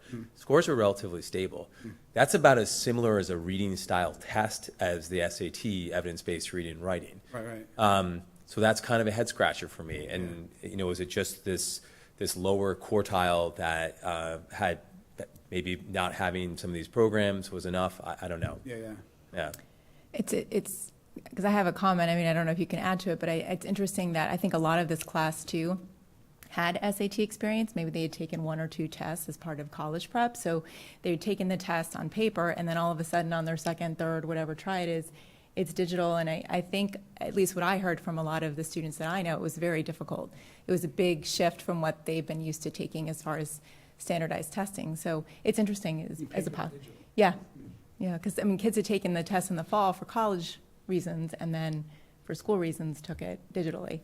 Anecdotally, I mean, I was one of the proctors in that, and I did observe like students just struggling with the format, but just like you're staring at a screen, especially if you're in extended time, which a third, a large portion of the class was in. It's a lot of time to stare at a screen and try and delineate like what evidence best suits this, and you're looking at charts and long, prose nonfiction passages. So. Could be that too. Certainly could be a contributing factor. A question on that though, for the technologies we think about going forward. I don't know. I remember the kids, they couldn't use their own BYOD. They had to use school supplied devices. And does it have to be on a PC or can it be on a tablet? I mean, does it matter? Larry, I don't have the slightest clue. Yeah. Yes. No, I don't. So it's so it can be on an iPad, a MacBook, or a Chromebook. Okay. But we have to provide the devices for all the students to take the SAT. And that's because a secure browser has to be loaded onto the devices. So then when we go to look at what devices do we have available for students to be taking the SAT on, we're looking at the labs here at the high school, the World Language Lab, the CTE Lab. So we're ultimately opening up all of those labs. We're doing our best to bring over laptops that may be over at the middle school that are like the VPA cart of MacBooks, because we don't have all those spare laptops because our students have them in their hands in grades K through 8. And so we just don't have all those available to those students to be able to take it on a MacBook like they might be using their own device or taking it on a tablet. We will say that in the middle school, when we were doing Smarter Balance, we moved away from the tablet because it was really hard for them with the split screens and just manipulating it. So the kids preferred to take it on a computer versus taking it on a tablet. Good to know. And if you don't mind, I just want to just to Bob, to your question too. I think that, Evan, you may have touched on it earlier when you talked about the enrollment increasing in both the writing center and the reading class. Like that's the area where students who maybe need some extra support we can identify what those gaps may be if they are there and get more targeted assistance to them. So the fact that the enrollment is up in both of those programs, I think is a very good sign about helping those kids. And I'm assuming that obviously that's not just 11th grade, that would be 9 through 12. But the fact that those programs are up and running and that they're re-enrolled at least around where we'd expect them to be, if not even a little bit higher, I think is a good sign and shows that that those resources are being used. It's the RTI program that Dr. Crency's talked to us about before, response to intervention and being able to identify those gaps and then get them sort of back on track and get them back in. So I think the high school having those programs, we're very fortunate to have them, especially the reading program. And so I think the more we utilize that well to help kids, and we've always had them, but to be able to really help probably a broader spectrum of kids will make a big difference for us. Penny and then Erica. So I was just curious, I think the transition from pen and paper to the computer, I mean, who knows how big a factor it is. It always is a different experience for me when I'm doing it. But have we talked to any other school districts to find out how they handle that transition? And then the last thing I wanted to say with respect to equipment, we are rolling into budget season. And if there's something that we as a Board of Ed don't have for our students at the high school that would make all this easier for them, then I would wish that you would come forward and tell us about it so that we can consider it as we go forward and craft our budget, because that is like one of the areas where, we can help you, and we'd like to know about it. So, yeah, just in terms of I've reached out to a friend and colleague that works in a district that shall not be named, starts with a D. Sort of to see what their observations were with it as well. Okay.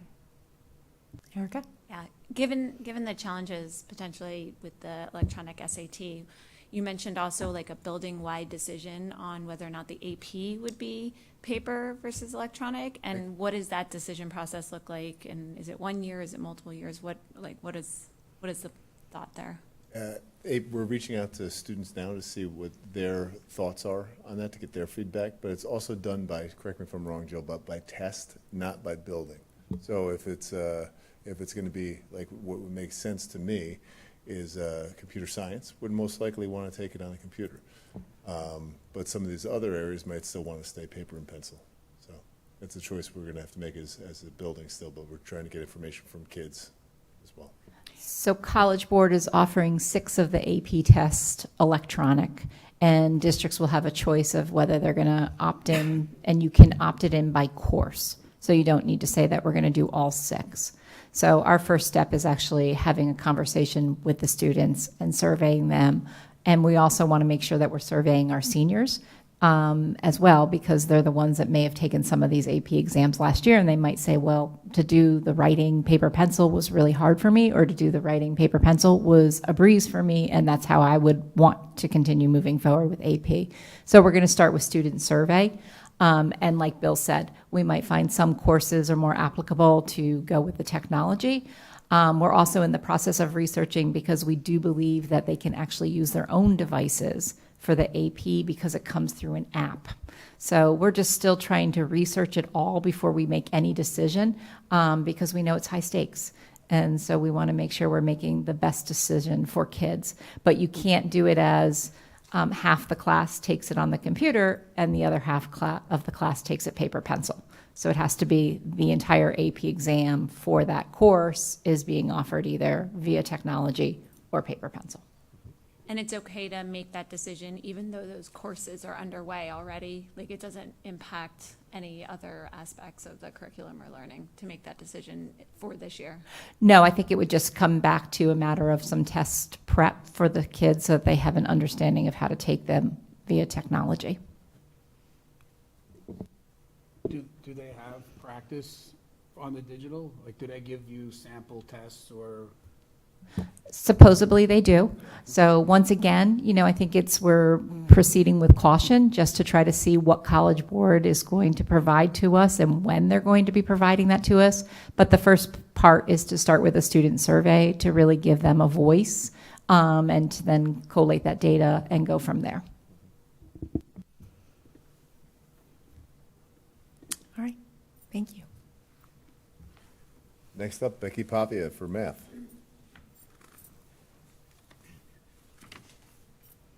May have the one thing, I'll turn it. change it.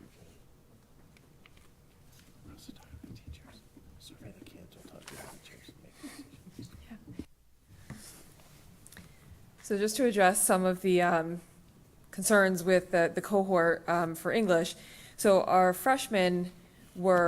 most of our freshmen were in Algebra 1 when the pandemic hit in March. So they probably made it through 3/4 of the curriculum, which brought them to about systems of equations, and then we went remote for the last 3 months of the year.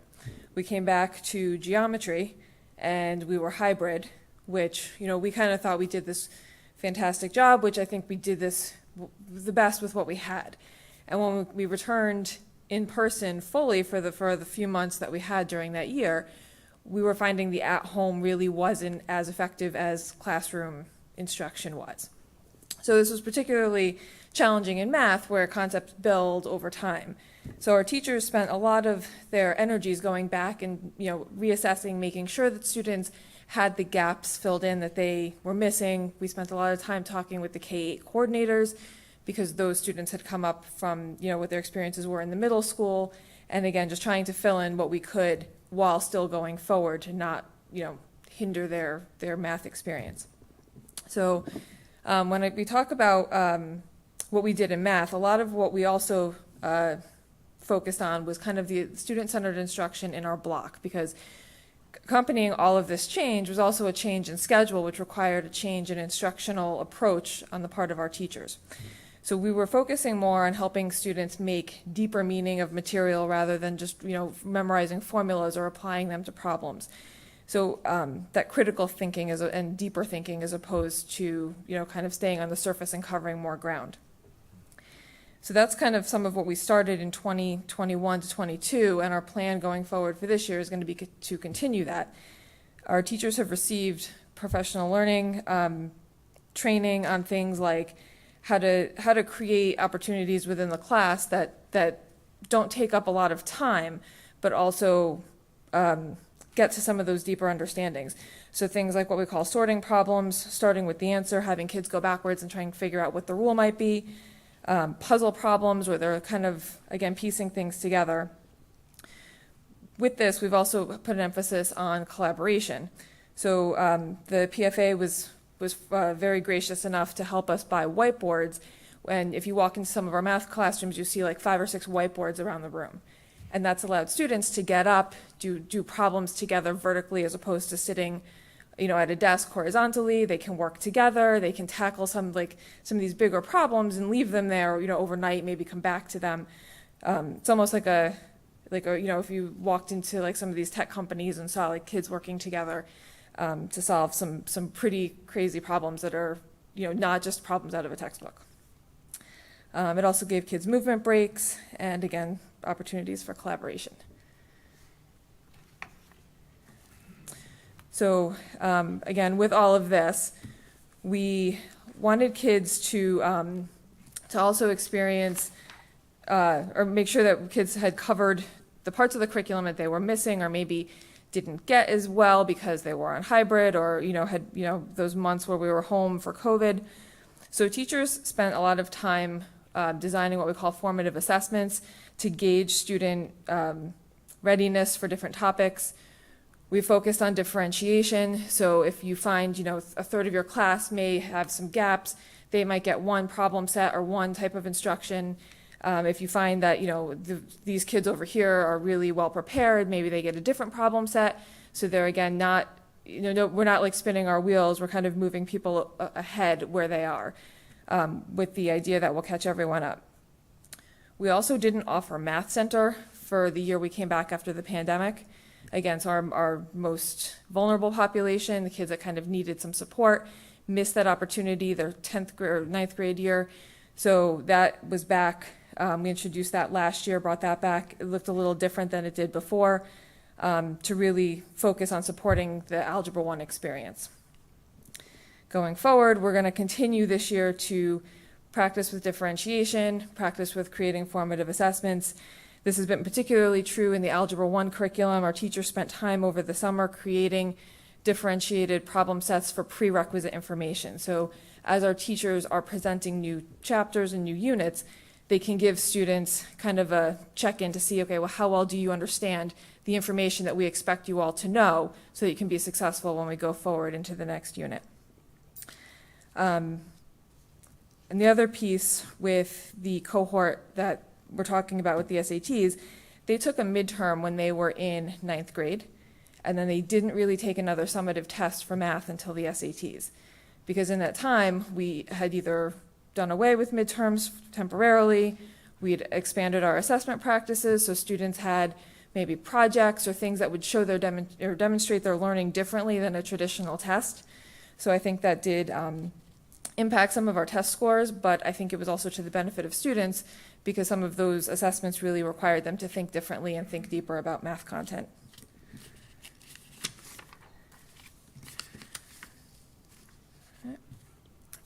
And with the block schedule, we've been able to allow more collaboration. So teachers we've designed the schedule so that teachers of the same course have time during the school day to work together, which is a little tricky. When you have 4 teachers teaching the same course, it might be hard to get everyone kind of on the same page and find time for everyone to be able to meet. But I think it's really led to some deeper conversations to ensure that all students have the same experience. So all students who are taking Algebra 1 or Algebra 2 are all walking away with similar assessment practices, similar instructional strategies, differentiated opportunities. So I think that's made for like a stronger platform going forward. I work particularly closely with the K-8 math coordinator. So we talk frequently about things that have had to change in the curriculum or things that have had to be modified. One thing that comes to mind are exponents. So rules of exponents in pre-algebra kind of got condensed because we knew that in Algebra 1 our students were going to see that content again, and we would really focus on it in the Algebra 1. But our Algebra 1 teachers needed to be aware of that to know that students were walking in with a different background. Let's see. And in terms of the SAT, so while we try not to just focus on the test itself, we do like using those the SAT problems as higher order thinking questions. So we're trying to expose students to more of that content, knowing that maybe that outside prep hasn't happened as much as it did in the past. So kind of using the SAT, but not teaching to the test per se. And we'll just kind of continue that as we go forward. I think that's where we are for math. Okay, thank you. Questions or comments on math? I'm just wondering how you're seeing RAM time. Do you feel like students, particularly in math, are using that time to the benefit? Yes, math classrooms are often standing room only. Okay. Yeah. Phil? Just curious if the Math Center is similarly oversubscribed, like the Reading and Writing Center are now. I would say not as it's a different setup. So the Math Center is it's based on the RTI interventions, but its students are recommended usually the year before, and then as we go through the year, if more students need to be added, they will be. But because we're predominantly supporting Algebra 1 courses at the moment, I'd say we're probably where we were prior to COVID. Okay. All right, thank you. Up next, Michael LeDuc, Science.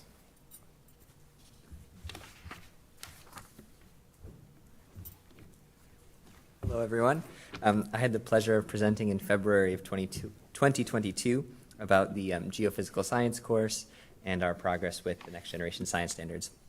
We were really pleased to see our NGSS results this year, which I think is a testament to the geophysical science course that was first implemented. The students who first took that course just took the NGSS test last year as juniors. So a lot of that growth comes from the students who took 3/4 of an in-person class with geophysical science that year. So some great progress for us.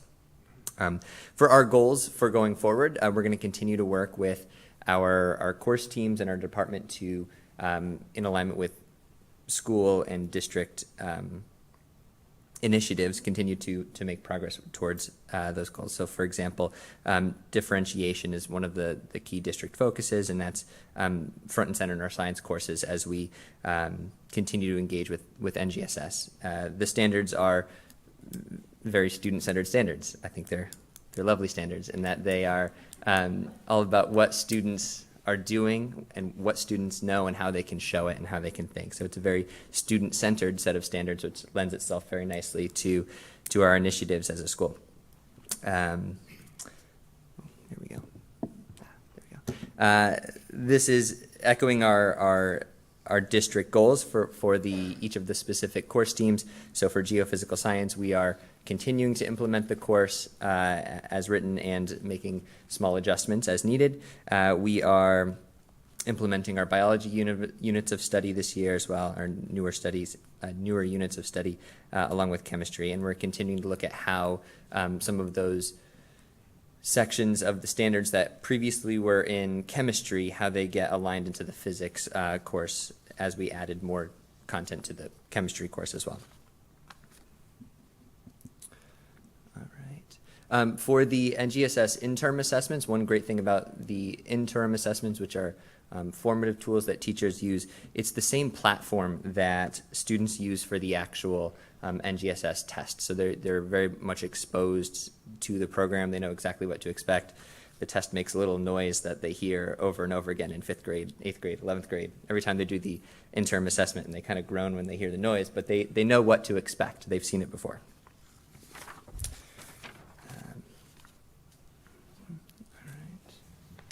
And then with vertical planning, we have Miss Melinda Meyer as well, and we've been working together to make sure that the comprehensive science program extends K-12 and is aligned with the next generation science standards.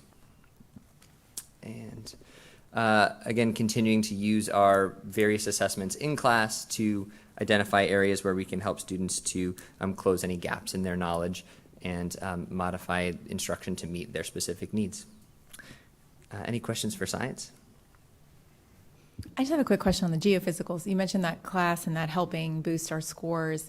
For the students who don't take that class, so they enter high school in bio, was there any data to suggest that, is some of that information being pushed down to the middle school now for those students? Where is that information being captured for all students? So the next generation science standards are banded with the disciplinary core ideas. So the content is banded at different levels throughout the K-12 program. And so a lot of the content that they're learning, they build on it as they progress through the standards. And so some of the work that they're doing in 8th grade is applicable to what they would experience on in K to 8. What they're doing would be applicable to what's on the 11th grade assessment.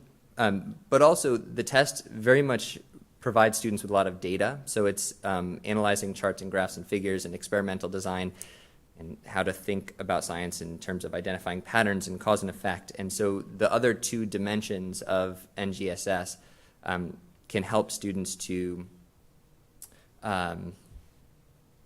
compensate for a particular area where they might not have had quite as much instruction. So if they're really strong in the practices or the concepts, they can often overcome minor gaps in their proficiency with some of the disciplinary core ideas.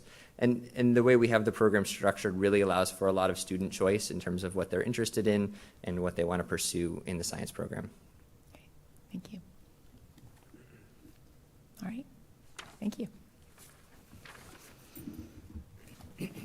Next, Kevin Ryan, Special Education. Good evening, everybody. I'm going to try not to lose my voice before the before the end of this. You told me you did it on purpose. Sorry. So, I think it's fitting that I go last because all of what you've heard tonight in terms of results and initiatives and improvement efforts really encompass all of the special education program, right?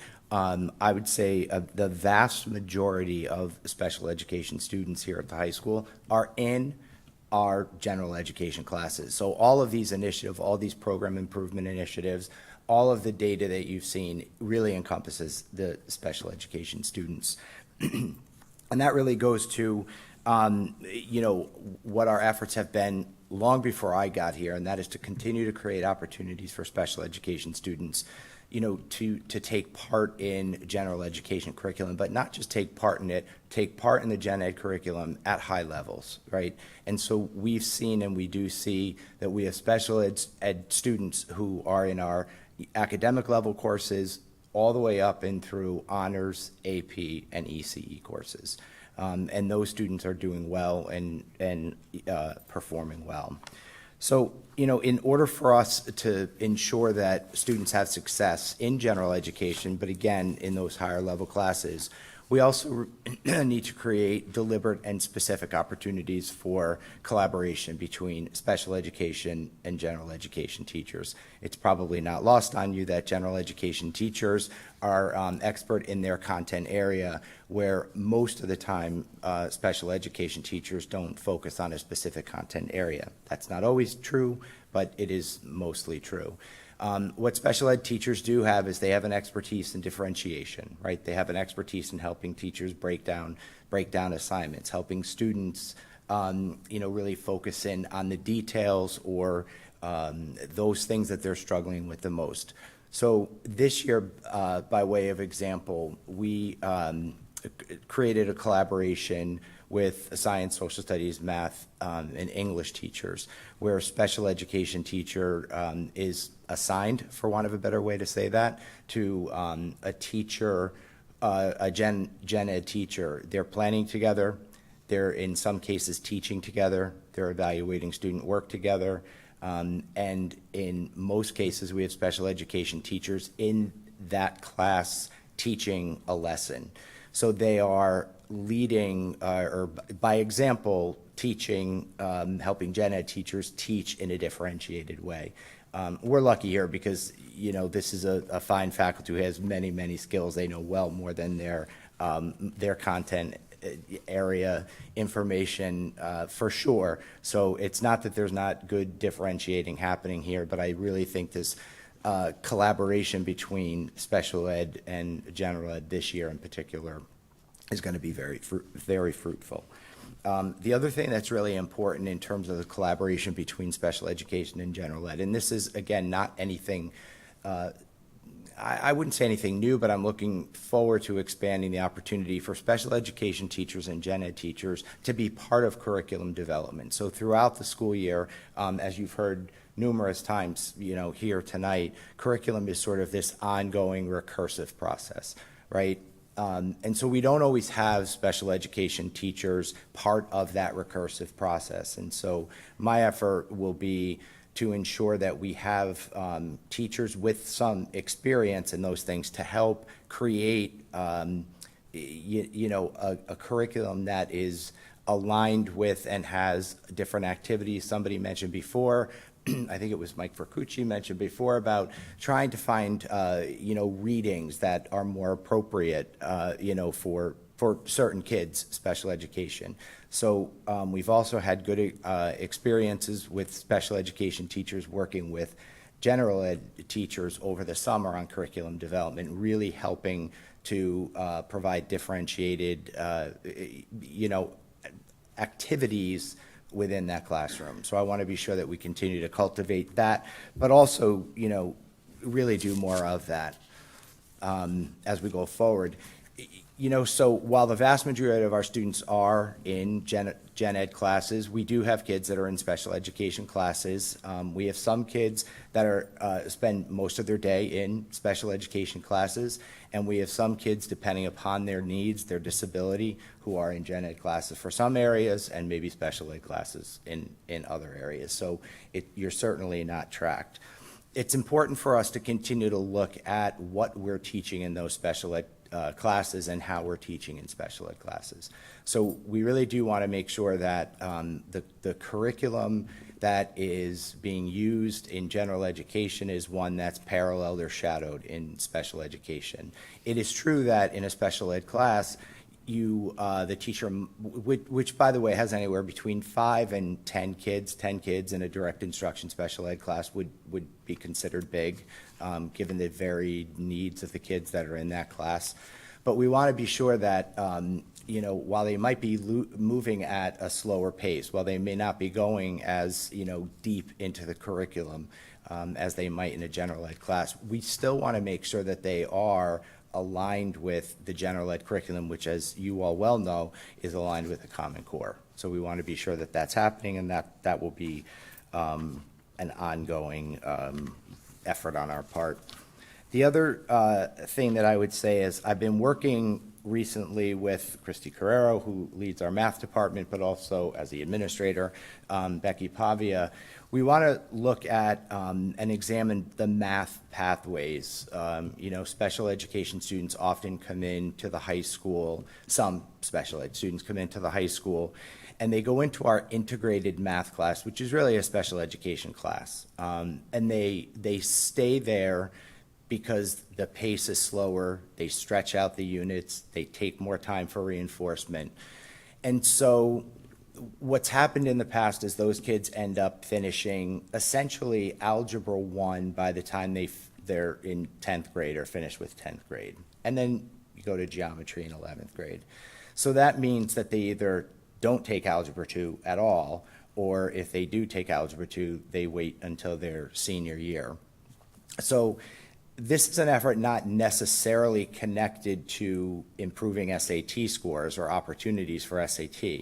But if we start to take a look at how we can incorporate Algebra 1 and elements of geometry into an Algebra 1 Part 1, Algebra 1 Part 2 over the 9th and 10th grade year, incorporating that important geometry, we're hypothesizing at this point that we can get kids into Algebra 2 in their 11th grade year. So that's something that I would say we're just kicking off that conversation, and it may come back to you at a later time this year. I would say the last thing that, you know, I would talk about here tonight is that as a department, as a special ed department, and I should point out when I say special ed department, I'm not just talking about special ed teachers, right? We have occupational therapists, physical therapists, speech therapists, teacher of the hearing impaired, psychologists, social workers. That's the special education department, right? And so we have all recognized over the years that, you know, our kids struggle with executive functioning, the planning, the organizing, you know, sort of the implementation of all of that work. And so we've embarked on a year-long professional development experience where we're really looking, we're retooling ourselves on executive functioning. What is it? How do we need to work with our kids, you know, in executive functioning? We want to capitalize on the, I have to take some water here. My voice is dying. You're happy that I can't talk. We really want to be able to capitalize on the 85-minute block, right? And so historically, in a shorter block, we haven't necessarily taken the time to explicitly teach executive functioning to the kids that we know need the most explicit instruction in executive functioning. And so we're kind of going back to basics in some ways with as a team, and that large team that I talked about. We're really looking how we can make more explicit that part that kids struggle with the most, right? That executive functioning. So we'll be learning together as a large group as the year progresses. And then, you know, we're hoping that the overlay of explicit instruction and executive functioning in our learning centers is going to make a difference for kids. That's it. Thank you. Questions, comments? Penny? So I just wanted to say this was such a nice meeting to be able to get back to normal Board of Ed issues. But I wanted to take one moment just to thank you all for keeping the morale of the building so high for the last 2.5 years, and for caring about all of our students. Sorry, because that's what makes New Canaan so special.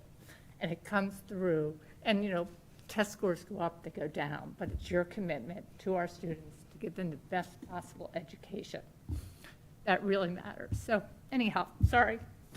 Like, where did that come from? No, thank you, Penny. I appreciate, yeah, from the heart, yeah. I appreciate,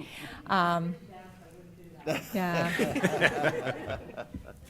And, you know, I just would add, you said it so beautifully, but I would just add our appreciation. I mean, we know the challenges that still lie ahead in terms of looking for these, you know, solving for these continuous improvement opportunities. And we just appreciate your focus, your continued dedication. And we know we have the best team at the high school thinking about our kids. So thank you on our behalf. And we just know how much we always appreciate your work. So, Brendan. I actually have one last Question. Thank you very much as well. But on the SAT front, it just strikes me with, you know, colleges and universities devaluing the SAT. It's going to be probably harder and harder to get kids to really focus on it. It's a bit of a grind as a test. And so I just encourage us all to think about, you know, alternative ways. I know we do a lot of assessments already, but maybe just, you know, recording them or looking back and see how, you know, various classes have done so that we can start measuring that to the extent that the SAT is not something that, you know, going forward that, you know, kids really focus on. You know, they sit there for a number of hours and it's probably tough for them to actually focus and do well, particularly since it's on screen now. So I can see us a few years down the road not, frankly, looking much at the SAT if kids aren't actually having to take it to, you know, go to college. So, thank you. Yeah. All right. Thank you for being here. And Thank all of you. It's always a privilege to be here, and you know, we love the kids, love the school. So, thank you. good night. Okay, and while they transition out, next up is an overview of the hiring process with Ms. Pianka, our Director of Human Resources.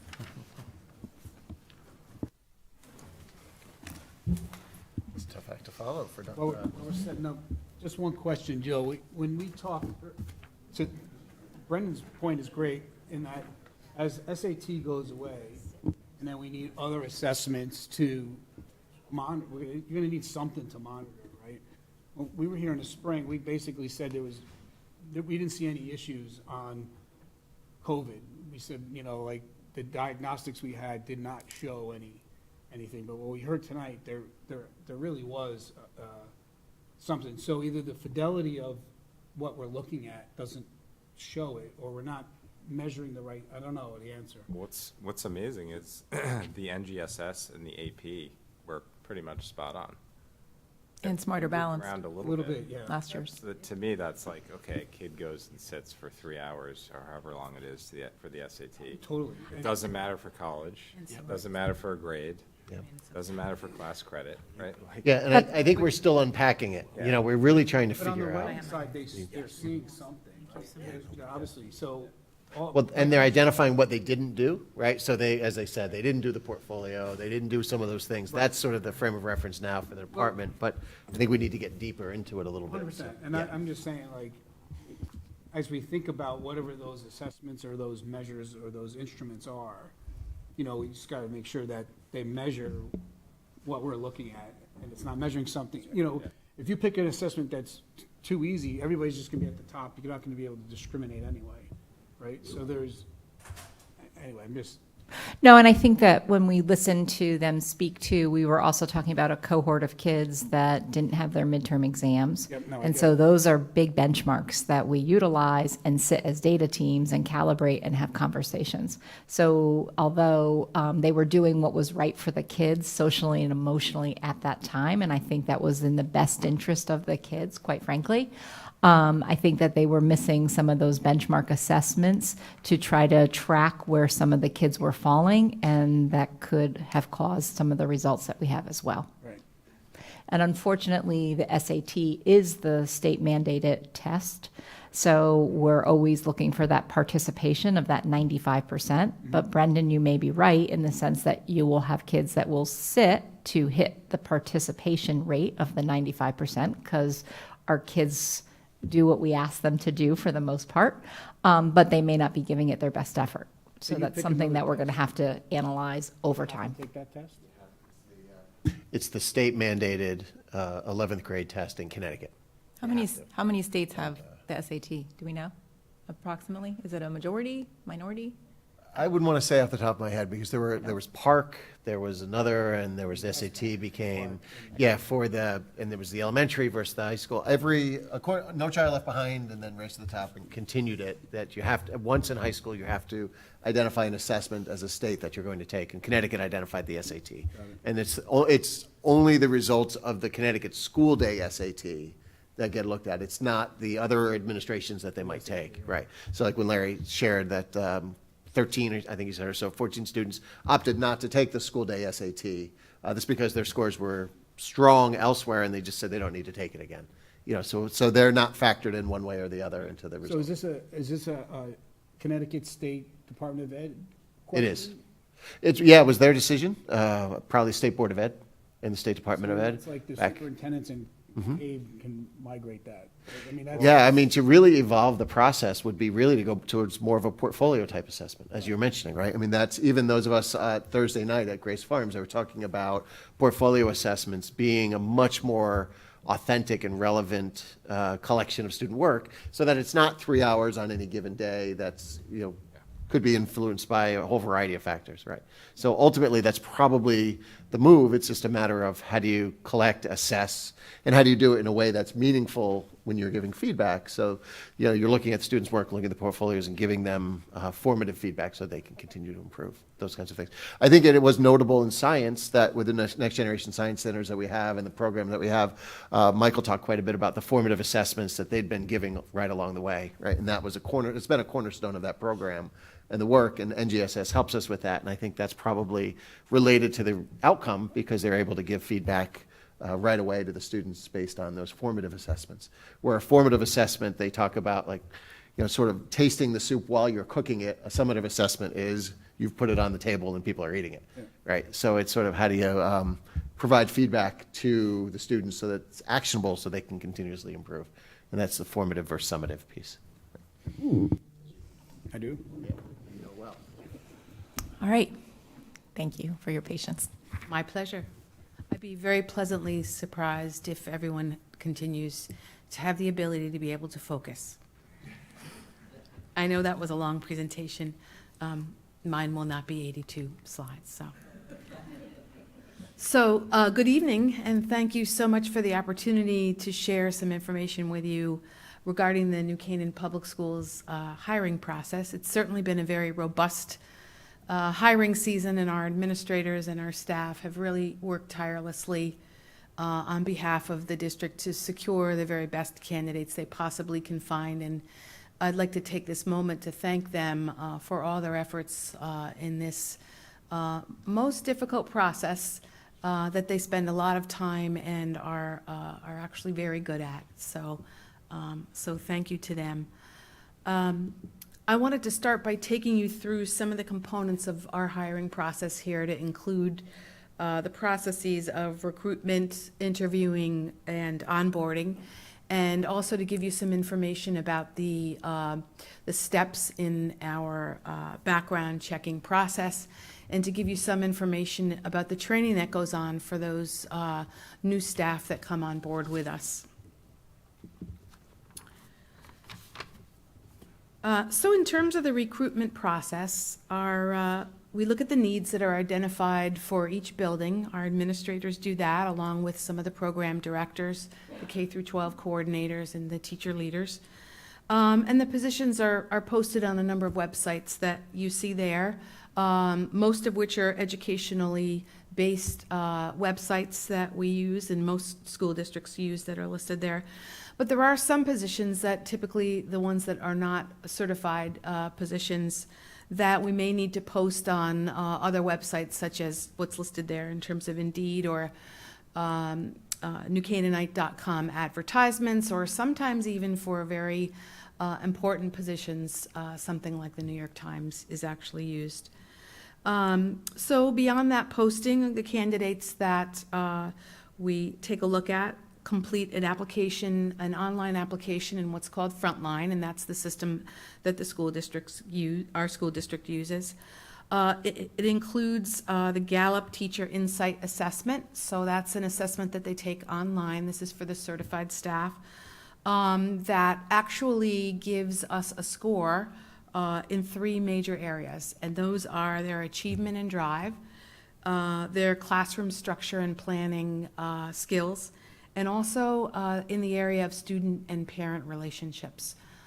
So those areas are surveyed, they're scored, and we have done specific training with our administrators on what that assessment looks like, what meaning it has in terms of the candidates themselves and the kinds of scores that they're looking for.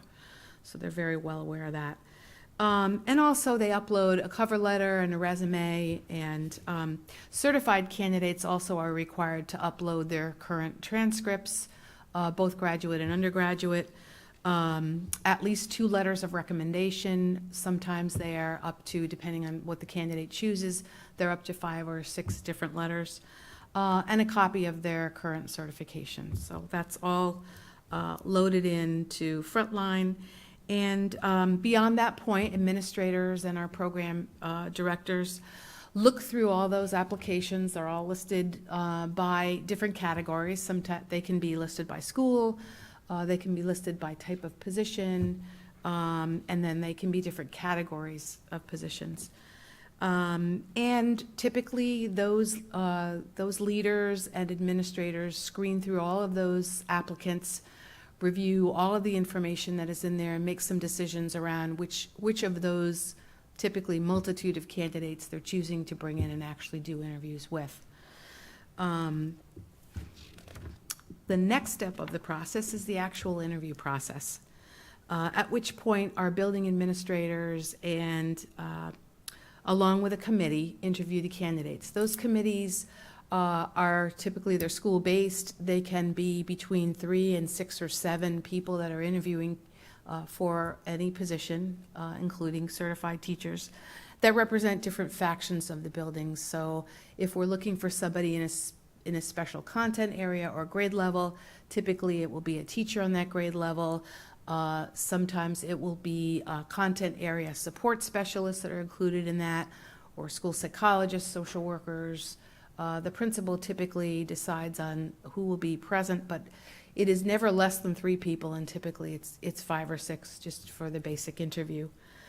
From those interviews, there is a decision that's made on finalist candidate, and that candidate always is required to do, if they are a teacher, they're required to do a demonstration lesson. I also listed performance tasks, which if they aren't a teacher and they are someone like a school psychologist or a social worker, then they're given a performance task that relates to a skill that we would be looking for in that particular candidate moving forward. So how did you write an IEP if you were a special education teacher? How do you give us an example of what one of your assessments might look like if you're a school psychologist, and present that to the team. So there's always some sort of an activity in which they're required to present to that full committee. The finalist candidate for each position then comes to me. I interview every candidate that is hired, and typically spend between a half an hour to 45 minutes with each candidate. And that includes everyone. Administrative candidates have a higher level of interview process. Some of you have participated in those with us, but they're interviewed by a selected interview committee that typically is probably somewhere between 10 and 15 people. Again, a variety of different constituencies are represented in that interview, and those interviews include Board of Education representation of at least 1 board member. Sometimes it's been 2. In those searches, those higher level searches, the candidate that is determined to have, the candidates that are determined to have been typically 2 finalists are then sent to Dr. Lutzy, who interviews them and makes the final decision. Typically, he includes the cabinet in those interviews. As you can tell from what I've told you so far, I think the process very much promotes a real rich exchange of information, both in terms of what we've collected as a school district, but also what we've reviewed and shared with interview committees. It's a lot of information for them to review and to understand, and the teamwork and the collaboration that takes place in that process is very intense. And there's really good leadership around that in terms of our administrators and our specialists who lead that process. Our interview process is very prescribed, as you can tell. I think it's really thorough. And I have said this before, there are typically comments from the candidates who are hired about the rigor of the process and, you know, what they've been through in terms of the expectation. But also they come away from those interviews with, I think, a really thorough understanding of who our school district is, what our expectations are, and I think they have commented to me about the fact that they leave with a really good feeling about wanting to come and work for our school district, because even though they got a really good sense of how high our expectations are, the people that were in the process with them of interview and selection, they felt conveyed a level of warmth and collegiality that they didn't feel in other places that they've interviewed in. So it always gives me a happy feeling to express that the majority of the candidates do say that to me. In terms of our onboarding process, as you can tell, this process has a lot of different components, most of which are required by law, but some of which we've added as a school district. So I won't read through the email except to say that once a candidate is actually hired, one of the things that we did do at the beginning of the pandemic was we had the need prior to make our onboarding process more technologically based, so we did that. And over time, the majority of the expectations for submitting information to us are done technologically. And in addition to that, they are asked to preview some safety and security videos and set up their New Canaan Public Schools account. As you know, we all who work for the school district wear a badge. We do the process for that. And even though we did make our process more technologically based, I also feel that it's really important for our new hires to know our HR department, who they are, what their responsibilities are. So they will come in for a final meeting and have any questions answered that they have and meet us face to face. Sure. One thing that's confusing, it looks like the background checking is happening after an onboarding, or? No, it's actually simultaneously. I should probably have put the slide first, but they're happening it's part of the onboarding process. So at that point, I guess that's where I would think references and things get checked prior to making the offer. They do. They Okay. do. So, I apologize for any confusion here, but what is on the background checking slide happens simultaneously to me meeting them. Right, so before anything is signed, before any offer is final, the background check occurs. The one that we run takes a day or two. It's 24 to 48 hours. Sure. To run that, Right. that background check, which is pretty thorough, I believe. Go ahead, Dar. It is. Sorry, but so before an offer is made, or before an offer is, like before the deal is sort of signed? Well, actually, what's in the letter that gets generated once they're selected says that the employment is not permanent until all of the background checks are returned, all the references have been checked, all of the documentation that they need to provide in terms of the certification piece is with us. So it is contingent upon all of these things happening. Okay. And that's actually said in the letter. And a candidate doesn't come to you from the buildings without having the reference calls made and checked and conversations and the forms filled out. Absolutely. So you have those in hand. what comes along just prior to the interview is what's called a profile sheet that an administrator actually fills out. It has all of this information on it, and I review it before I meet with them. So all of actually quotes from the phone conversations that they've had on the reference checks, because in addition to the letters, they make phone calls to at least 2 of the references. One, it's required that that reference call has to be from their most recent immediate supervisor. So all of that gets done, it's put on the profile form, and they also send another, what's called an HR action request form along with that. In terms of the background check piece, the components of it are listed here. As I said, references are required for each applicant. It has to have been a most recent supervisor. An administrator conducts all those reference checks, and the results are indicated on the profile sheet. That's completed, and then it's sent to me prior to the interview with them, and with all the details of the conversations. I ask for exact quotes from those conversations. There's a lot of good information in it. If I've reviewed all of those documents prior to meeting with the candidate, when I have actually, I actually can, if I choose to call, if I have questions on what's in that documentation, I'll call the administrator and ask about what's in the references or anything that I have a question about before that.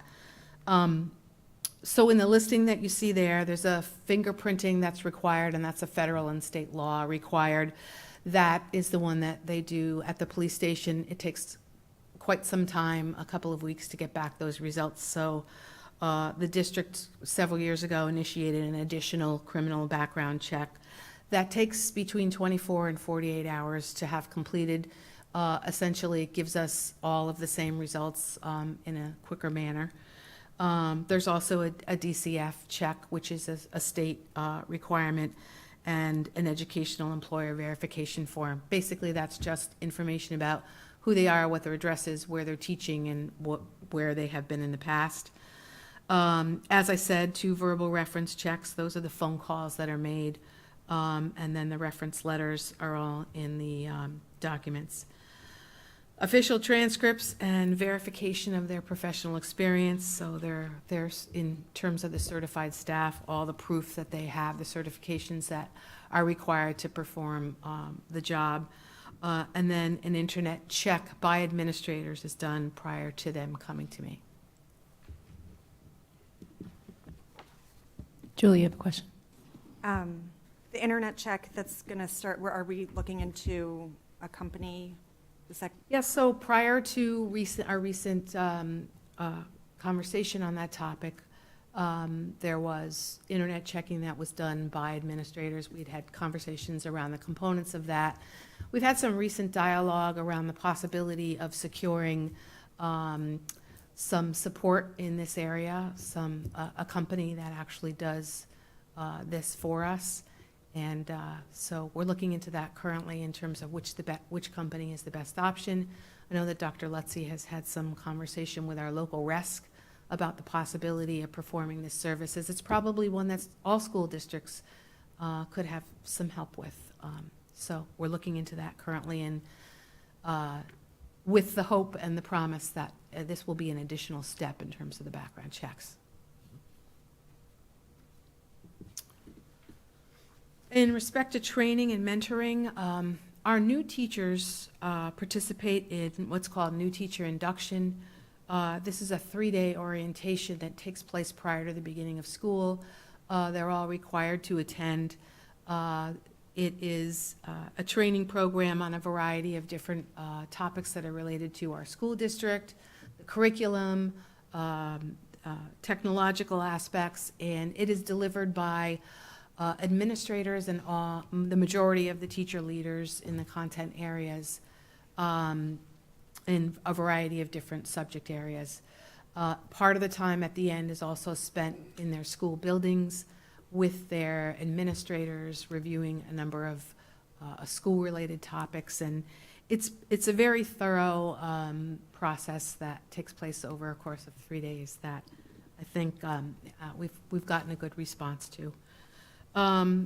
As you know, there are also 2 expected professional learning days that are provided over the course of the school year for all of our certified staff. And for our new teachers and our new administrators, they are assigned mentors for that school year that work with them relatively consistently, along with the content area leaders, curriculum leaders, who work really closely with our new teachers and our administrators. The district also participates in our RESC, which is called CES, Cooperative Educational Services, programs that they run annually for groups of aspiring and new administrators. So these are training sessions that they participate in over the course of the year on a variety of different topics to support them if they're a new administrator in our school district, but also for our staff who are thinking about the possibility of going back to get an 092, which is a certification for administration. Helps us to have our administrators and our curriculum leaders think about who might be a good candidate as a future administrator for our school district, because we feel that it's very important to grow our staff and to know who has the potential for good leadership. Dr. Carenti works on that along with me, and all of the administrators are very much tied into the prospect of doing this and have a really good idea of who is in their building that we can grow and cultivate as a leader that we can then hire as a possible administrator. And we've done that in a few cases in the school district. As I said, additional support for all these staff is also provided by our administrators and the leadership staff in our district. We've also done a couple of trainings over time for our administrators on with our attorney, Andy Bellack, on hiring and also the process that goes along with working with new staff, on having an understanding of how to go through the evaluation process, which Dr. Carenti does a lot with, but also to understand what are the important issues that administrators should be aware of and understand around staff and how to appropriately manage them and to look at issues that might arise and to know how to effectively deal with those moving forward. We also did a training recently with the managers in the operations and facilities areas to have some really good dialogue with them around how to work with the people that they supervise, what to look for, what to know, and how to really improve in that area. I wanted to give you some information around our substitute teacher hiring process. And we talked a little bit about this when we made the decision as a board a little while back to increase the daily wages for that, and thank you for your support in that. I think it's been really very helpful to us, as we are one of the school districts that has the higher rate. As you all know, prior to 2019, the substitute numbers in our school district were in excess of 100, which still wasn't enough at that point to meet the need that we had. Included in that number were also a lot of people who were in the system but weren't necessarily accepting the daily sub jobs. So even though there were a lot of heads and numbers in that group of people, it seems like from 2019 and then on into the pandemic, less and less people were willing to come into our schools to be substitutes, and that's not a unique situation for us. It actually happened everywhere.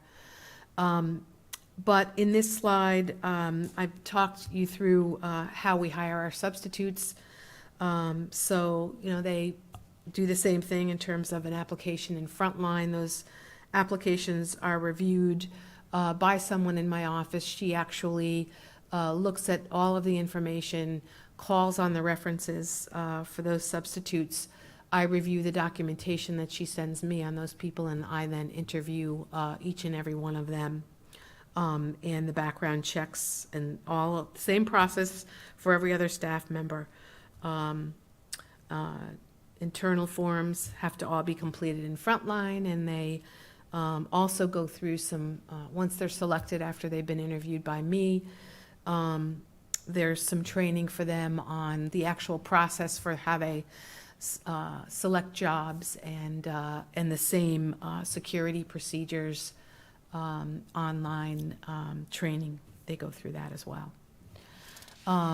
So the majority of the number of substitutes that we currently have, and there are 53, I'll go through that on the next slide, are really actively substituting. So these are people that really want to be here. They're taking jobs relatively consistently, and the feedback is that they're all doing very well.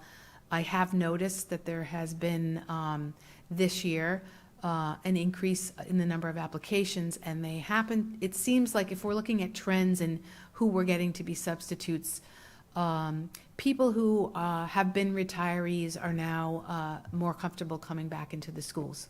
So we are seeing that. We're also seeing more, they happen to be stay-at-home moms and some stay-at-home dads who have now made the decision that they want to both contribute to this, and that was due to, some, a lot of people encouraging people to do this, and that was led by Dr. Lutzy in the past, so we're seeing that. We're also seeing people who've been out of the workforce for a little while, maybe to raise children or for some other reason, who have a lot to offer, who have a really good educational background, who either had been a certified teacher and had started to teach at the beginning of their career and then decided to stay at home, and or people who were actually in other fields who were also very interested in children because they had raised them, but also did a lot of volunteer work in the activities of their children, and really wanted to sub. And I think it makes for a quality substitute candidate. So in looking at the number of active subs, and you can see it here, in 2020 we had 39.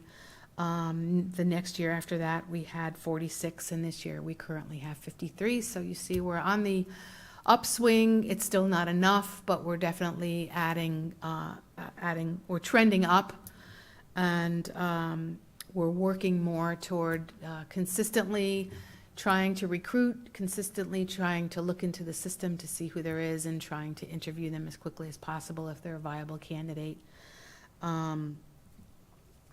Question on the subs, how do the jobs get sourced now? Is it still, I mean, I know it used to be phone calls, is it posting, or? It's actually technologically, it's through our ASOP system, and Okay. they can actually go in the night before or the morning of to see which jobs are available and in which schools. I do have a conversation with all the candidates that are hired about what their preference might be, and then after my interviewing them, I have a sense of where I think they would best be suited, at least to begin, and I will make a note of that. And also, typically I'll make a call to that level of administrator and say, hey, I just interviewed this person, they're in the system, I think they're going to be great, can you, keep an eye on that and give me some feedback. So. Darlene, can you just remind me again what that target number is in terms of enough? Earlier, we had in excess of 100. So prior to the pandemic, we had in excess of 100, and that wasn't enough. But the next thing that I'm going to talk about helps us with this, and that is the building substitute model, which at the beginning of the pandemic was a model that Dr. Lutzy and all of us spoke about in terms of a good way to be able to provide consistent substitutes to our buildings. So, so that first year, we did institute a model in response to that. These are candidates that are certified teachers. So typically they're beginning teachers. They're given a 1-year contract. And in the beginning of the pandemic, so probably the 2021 school year, we had a lot of building subs, and it is the reason that we kept our schools open. I honestly and firmly, it's one of the reasons we kept our schools open. We had building subs one at each of the elementaries, 2 at Saks, and then was it 1 or 2 at the high school?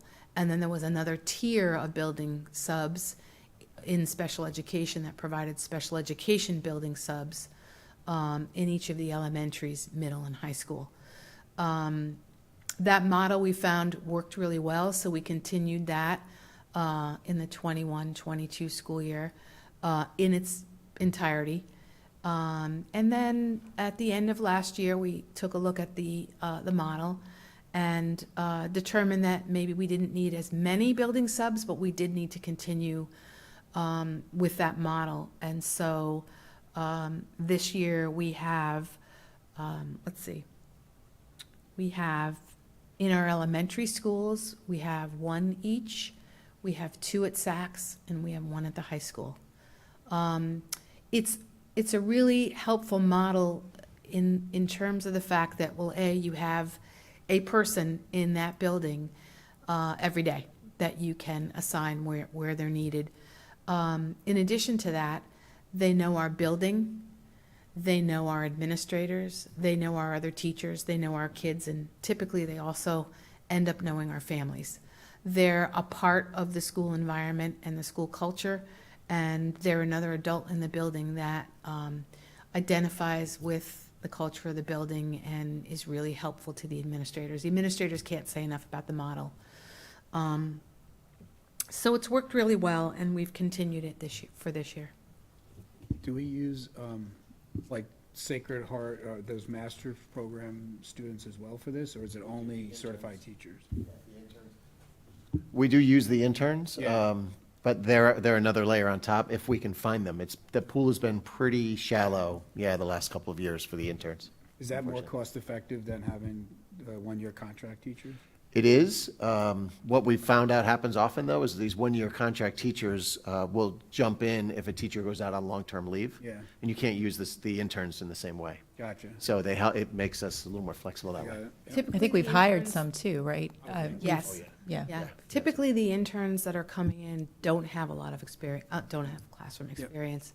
And yes, Katrina, a lot of the building subs are, I think, so well vetted and selected by the administrators that they really are hoping that they're going to be a candidate that ultimately will consider to hire as a teacher, and we have for many of them.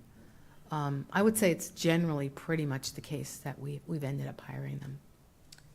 A question. What percentage of the time are these building subs serving in a certified teacher role? And when they're not doing that, what are they doing? And is there any movement where they go to another school if there's not a certified teacher need in their school? Or what do they do if there's not a certified teacher need? Considering everything that I've just said, there's pretty much always a certified teacher need, especially so during the pandemic. But even last year, there's been, I wouldn't say there's a fair amount of teacher absence. Even if there's 1 teacher out in each building every day, there's your sub. Right, they pick up the first vacancy in their building each Right. time. Right. But if it were the case that a sub weren't needed, there are a variety of other supervisory areas and duties that they can perform, and it's in a more helpful way because they know the cafeteria, they know how recess runs, they know, whatever else, they know the library. So, I think they're more of a pinch hitter in a more successful way. We haven't typically redeployed them to different buildings because we haven't had the need to. They've been, actively substituting every day. Annie? So, this almost seems to me like something that we figured out you all figured out during the pandemic that really helps the New Canaan Public Schools. So I'm just wondering, we're talking about it still as a program we keep on maybe from year to year. But if there is this need, why would this not be, if we're getting a really high quality sub and we're providing that kind of flexibility, it seems to be something that we'd want to move into and make it part of our regular budget process. Right, up till this point, we've been able to grant fund the program. So as those grants wind down, I think that's a great conversation for us to have together as we think about the budget going forward.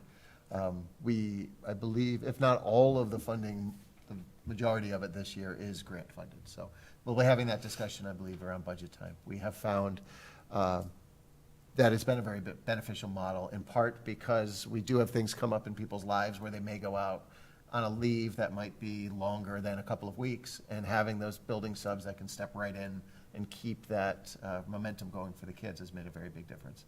Again, it is a great farm league, right, as we look at growing in the future and sort of training people to come on board. So I think there are a lot of benefits to it. It's not, there's a cost associated with it, so we'll be talking about it around budget time. Dr. Lutzy is right. We've had to use building substitutes for people who've gone out on leaves and actually get a sub for the building sub. But having that building sub to sub for a teacher who's out on an 8-week leave has been a really helpful thing because of everything that I've said about what they know. Some data around hiring, just so that you're aware. In 2020-21, we hired 52 certified staff members. The next year, it was 36. And in 2022-23, it was 43. All of those numbers include the building subs in them. And this year's number includes several grant-funded positions. And also some positions that we had added in the budget, such as the Director of Innovation. So probably that's about 6 staff members.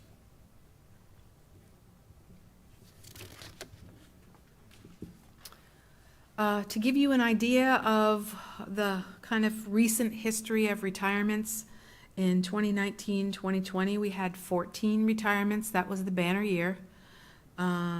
At the beginning of the pandemic. And then the following year in 2020-21, we had 3, which is more of the typical, between 3 and probably 6 or 7. And then in 2021-22, 10 retirements.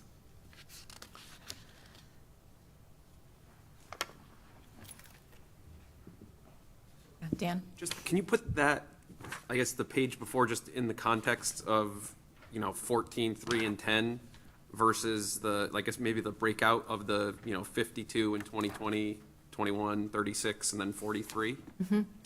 So the difference in the number would be staff that have left us. Either they have moved or they have made a decision to take a job as an administrator or the next level of position. Several people took jobs in other school districts as specialists, so reading specialist, writing specialist, math, definitely a good career move. Small number of people, some of the feedback that I got was around the commute. So the expense of the commute and the focus on quality of life. But that wasn't a large number of staff, but I definitely did get that feedback. I think a fair number of folks who were out on leave maybe for a year and then made the decision not to come back. Mm-hmm. That too. They're out for pregnancy leave or otherwise maternity leave.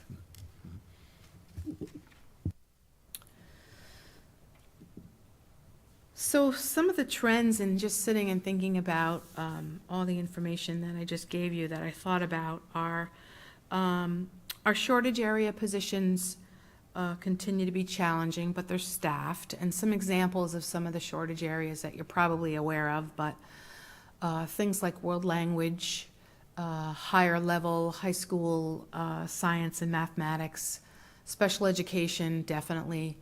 Some of the clinical areas, as in psychology, social work, board certified behavior analysts, and career in tech ed is always a little bit complicated, and the arts, so music, definitely complicated. But we were able to secure the majority of those positions and feel that we found the best candidates for those positions. We're still a very desirable place to work, and a lot of people say, I really wanted to come to New Canaan. So, do I think we had an easier time of it than other school districts, especially the ones around us? Yes, based on the feedback that I got. And we were able to hire. So that was good. The other trend that I noticed is in terms of teaching assistant positions. They're more difficult to fill in the sense that previously people who were new teachers who weren't able to get a teaching position really wanted to take a teaching assistant position to quote unquote get the foot in the door or get more experience. With the market the way it is, many of those candidates are actually getting teaching positions, so a little bit more difficult to find really well qualified TAs. And there also was a lot of late movement this year. I noticed that because of part of what I just said, people finding jobs as in certified positions, it seemed like some of that took place this year later, so well into the summer and actually into as recently as last week, but certainly in the first few weeks of school, candidates who had secured, again, a higher level position in another school district, resigning very, very late in the season. And those are difficult to fill. We don't have a lot of them. They did pop up about one a week in the first couple weeks of school. So, except for the one that was most recent, which was this past week, the other ones are hired, and we've been successful at that.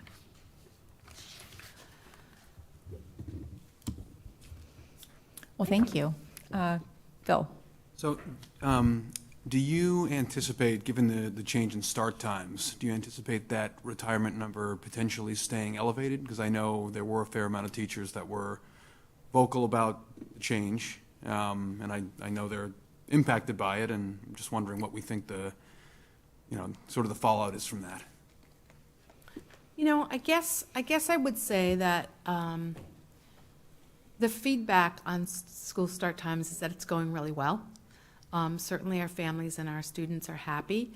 I think there may have been some staff members who had to work through some of the logistical details of that. Most of them did. I think people are happy. If there was an issue, it was probably a small number of staff who did make the decision to move closer to home. But it certainly wasn't tremendous. And I would say that since it's already happened and people have worked through it, and the new people that are coming in know what our new times are, I'm hoping that we're going to be okay with that. Yeah, I think you're. Thank you for this update. Appreciate it. Thank you. Yeah, thank you. All right, now we'll move into some action items. We have the Board of Education calendar for 2023. Dr. Lutzy, do you want to say anything about it, or you can ask for any comments or questions? Sure, I am certainly glad to take any questions. What we try to do, as the board's aware, is meet on the first and third Mondays of the month. Of course, it's not as clean and neat because of the way the schedule flows. As you look through, we have one meeting in February, and then we go actually second and fourth in March, and then we get back on schedule in April, although we have April break in there, so it becomes first and fourth, I believe. So that might be third. I have to take a look. But you can see the dates. It's a regular pattern. What happens is, of course, the state, the FOI Commission, requires us to submit our calendar by the end of January 2023 for all of our meetings for the calendar year 23. And then any deviation from that can occur. It just becomes a special meeting instead of the regular meeting. And the difference between a regular meeting and a special meeting is, in a regular meeting, you can adjust the agenda at the meeting itself. As a special meeting, the agenda, once posted within 24 hours of the meeting, can't be changed in the meeting itself. But for things like workshops, where there are no action items in workshops, because we don't vote in a workshop, the question between a regular meeting or a special meeting becomes less important, because the regular meetings you want to get in the calendar so that if something does come up, say there's a late donation or other things that changes to the agenda that you want to be able to accommodate in that meeting, you can do it in the regular meetings with the dates in advance. So that's the difference, and why we look to do this early, so we get it filed. I also know people are working on their calendar of plans and events and other trips they may be wanting to take, so thought it would be helpful to get this in front of the board earlier rather than later. We did put in a Board of Education workshop on January 18th as an evening workshop that's intended to be for a budget session together with the board, figuring that by doing it in the evening, hopefully make it accessible to everybody, make it a little bit easier for everyone to be here. And then of course, the budget workshop, if we want to go a year plus in advance, in December we have the 3 meetings, the first, second, and third Mondays. That second Monday becomes the budget workshop that we do together. It's good to me. Any comments? Oh, one more thing, I'm sorry. Yes, please. I don't want to ramble, but we also tend to schedule additional meetings in July, as you may recall, and you can schedule them and cancel them, but if you don't put them in by January, you can't then put them in as regular meetings. So, if we wind up going one of those 2 dates in July, we just strike the other and it's still a regular meeting. And that's why we do that. Okay, unless there's any, Bob? Oh, okay, yeah, you're making a motion, Bob first, Brendan second, all in favor? Okay, it's unanimous, thanks, everyone. And then, next, we have a motion on the table to approve the Board of Education policy on bullying prevention and intervention. And it was first moved by Mr. Bennett and seconded by Mr. Naughton, both members of the Governance Committee. And at this time, Dr. Lutzy or Dan as Chair of the Governance Committee, I don't know if you have any additional comments to add before we take a vote. I would only add that I think in what Dr. Lutzy sent around on Friday, you mentioned the ad regs. So I think that that's something that is not in here, but that we are going to spend some time at the Governance Committee just making sure that like the policy and then how it kind of flows through in the regs, and we can discuss then whether to bring it to the board or not. But Okay, so with that, we'll take a vote. All in favor? Okay, a unanimous motion passes, and it's policy.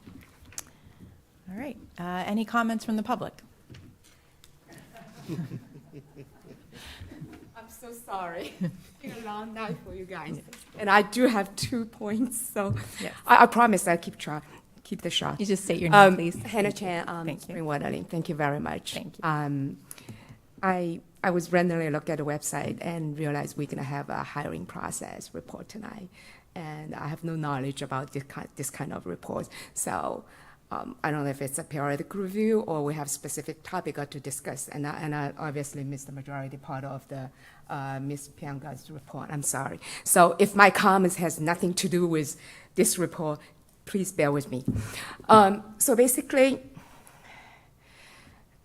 any parents of our middle school, we have to know 2 names, if you can tell me. All right.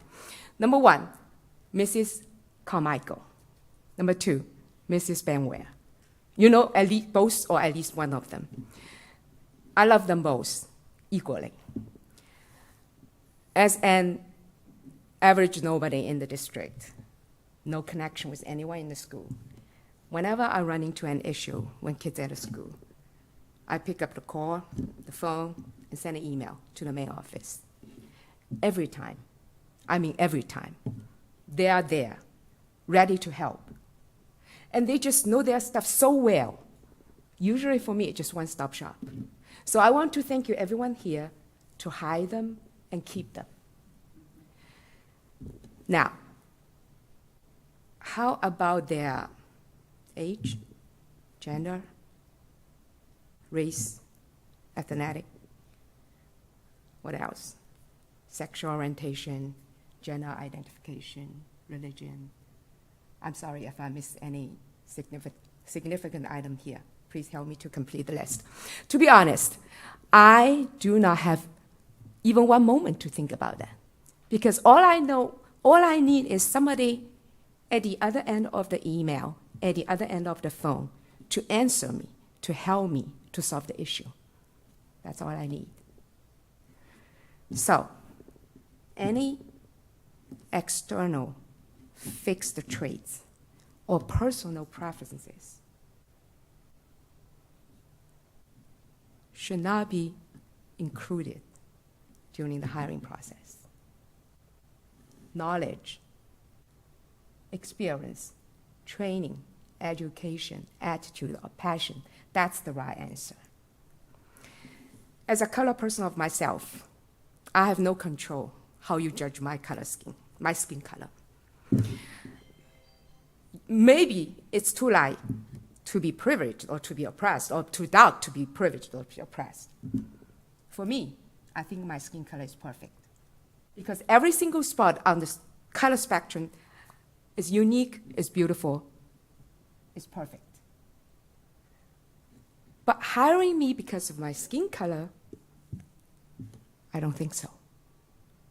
And I'm Chinese oriented. Am I qualified automatically to teach Chinese Exclusion Act at school? I don't think so, considering I'm never trained to teach.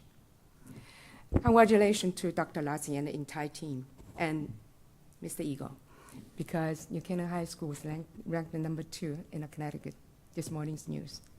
Great job. Thank you, everyone, for your hard work. By the way, I don't worry too much about the only C among all the A's. If that category is only defined by demographic data. 2 minutes. I have 2 points, so I have 4 minutes. Don't worry too much about that if it's only defined by the demographic data, okay? Because if you look into our curriculum, if you go to school library, you're going to be very proud how widely selected about authors, about the contents. And I'm sure if we know we can be ranked A3+ on this category, I don't think this is administration's business. I don't think it's within the Board of Education scope for that category. But thank you very much. My topic 2, sorry, Ben. I do have a question about 9th grade social study world history. I don't know, I think I missed a big group of... I'm sorry, I think it's only 2 minutes regardless of topic. Wait, I saw one topic for 2 minutes. Okay, fine. I'll come back next week. All right, thank you. Thank you. All right, Dr. Lutze, announcements and future business. I know it's going to be a busy fall. It always is. A busy fall, and our health curriculum presentations are underway with Jonathan Adams this week, right? I think starting Thursday. Okay, on Thursday. Next week, we have Spirit Week at the high school, which will start on Monday and culminate with our pep rally and bonfire and homecoming game on Saturday, and all those, and then the homecoming dance on Saturday night. So lots of things to look forward to for them there. Believe it or not, this is the first day of the 6th week of school. 6th week of the school year began this morning, which is just amazing when you think of how time flies. So the high school is sending out interim reports and what we used to call progress reports, right? So we're getting those comments together, and things are continuing onward. At our next meeting, 2 weeks from tonight, we'll be talking about our grades 3 through 8 assessment report. We'll have feedback on the school climate data, and we're also putting together the Crisis Advisory Board presentation and anticipate going into executive session afterwards. It is the second meeting of the month, and so we look to have a statement of accounts. It'll be Sean will be sharing with us an update on sort of where we are with things. Of course, it'll be, we won't have transfers at this point. We're really just looking at July, August, September, and we've really just closed the books. So those things will gear up as we move forward going into the year, but just to get started. So another busy meeting, and we look forward to it. Absolutely. Great. Thank you. With that, motion to adjourn. Erica, second. Brendan, all in favor? All right. Yeah. All right. Thanks, everyone. Good night.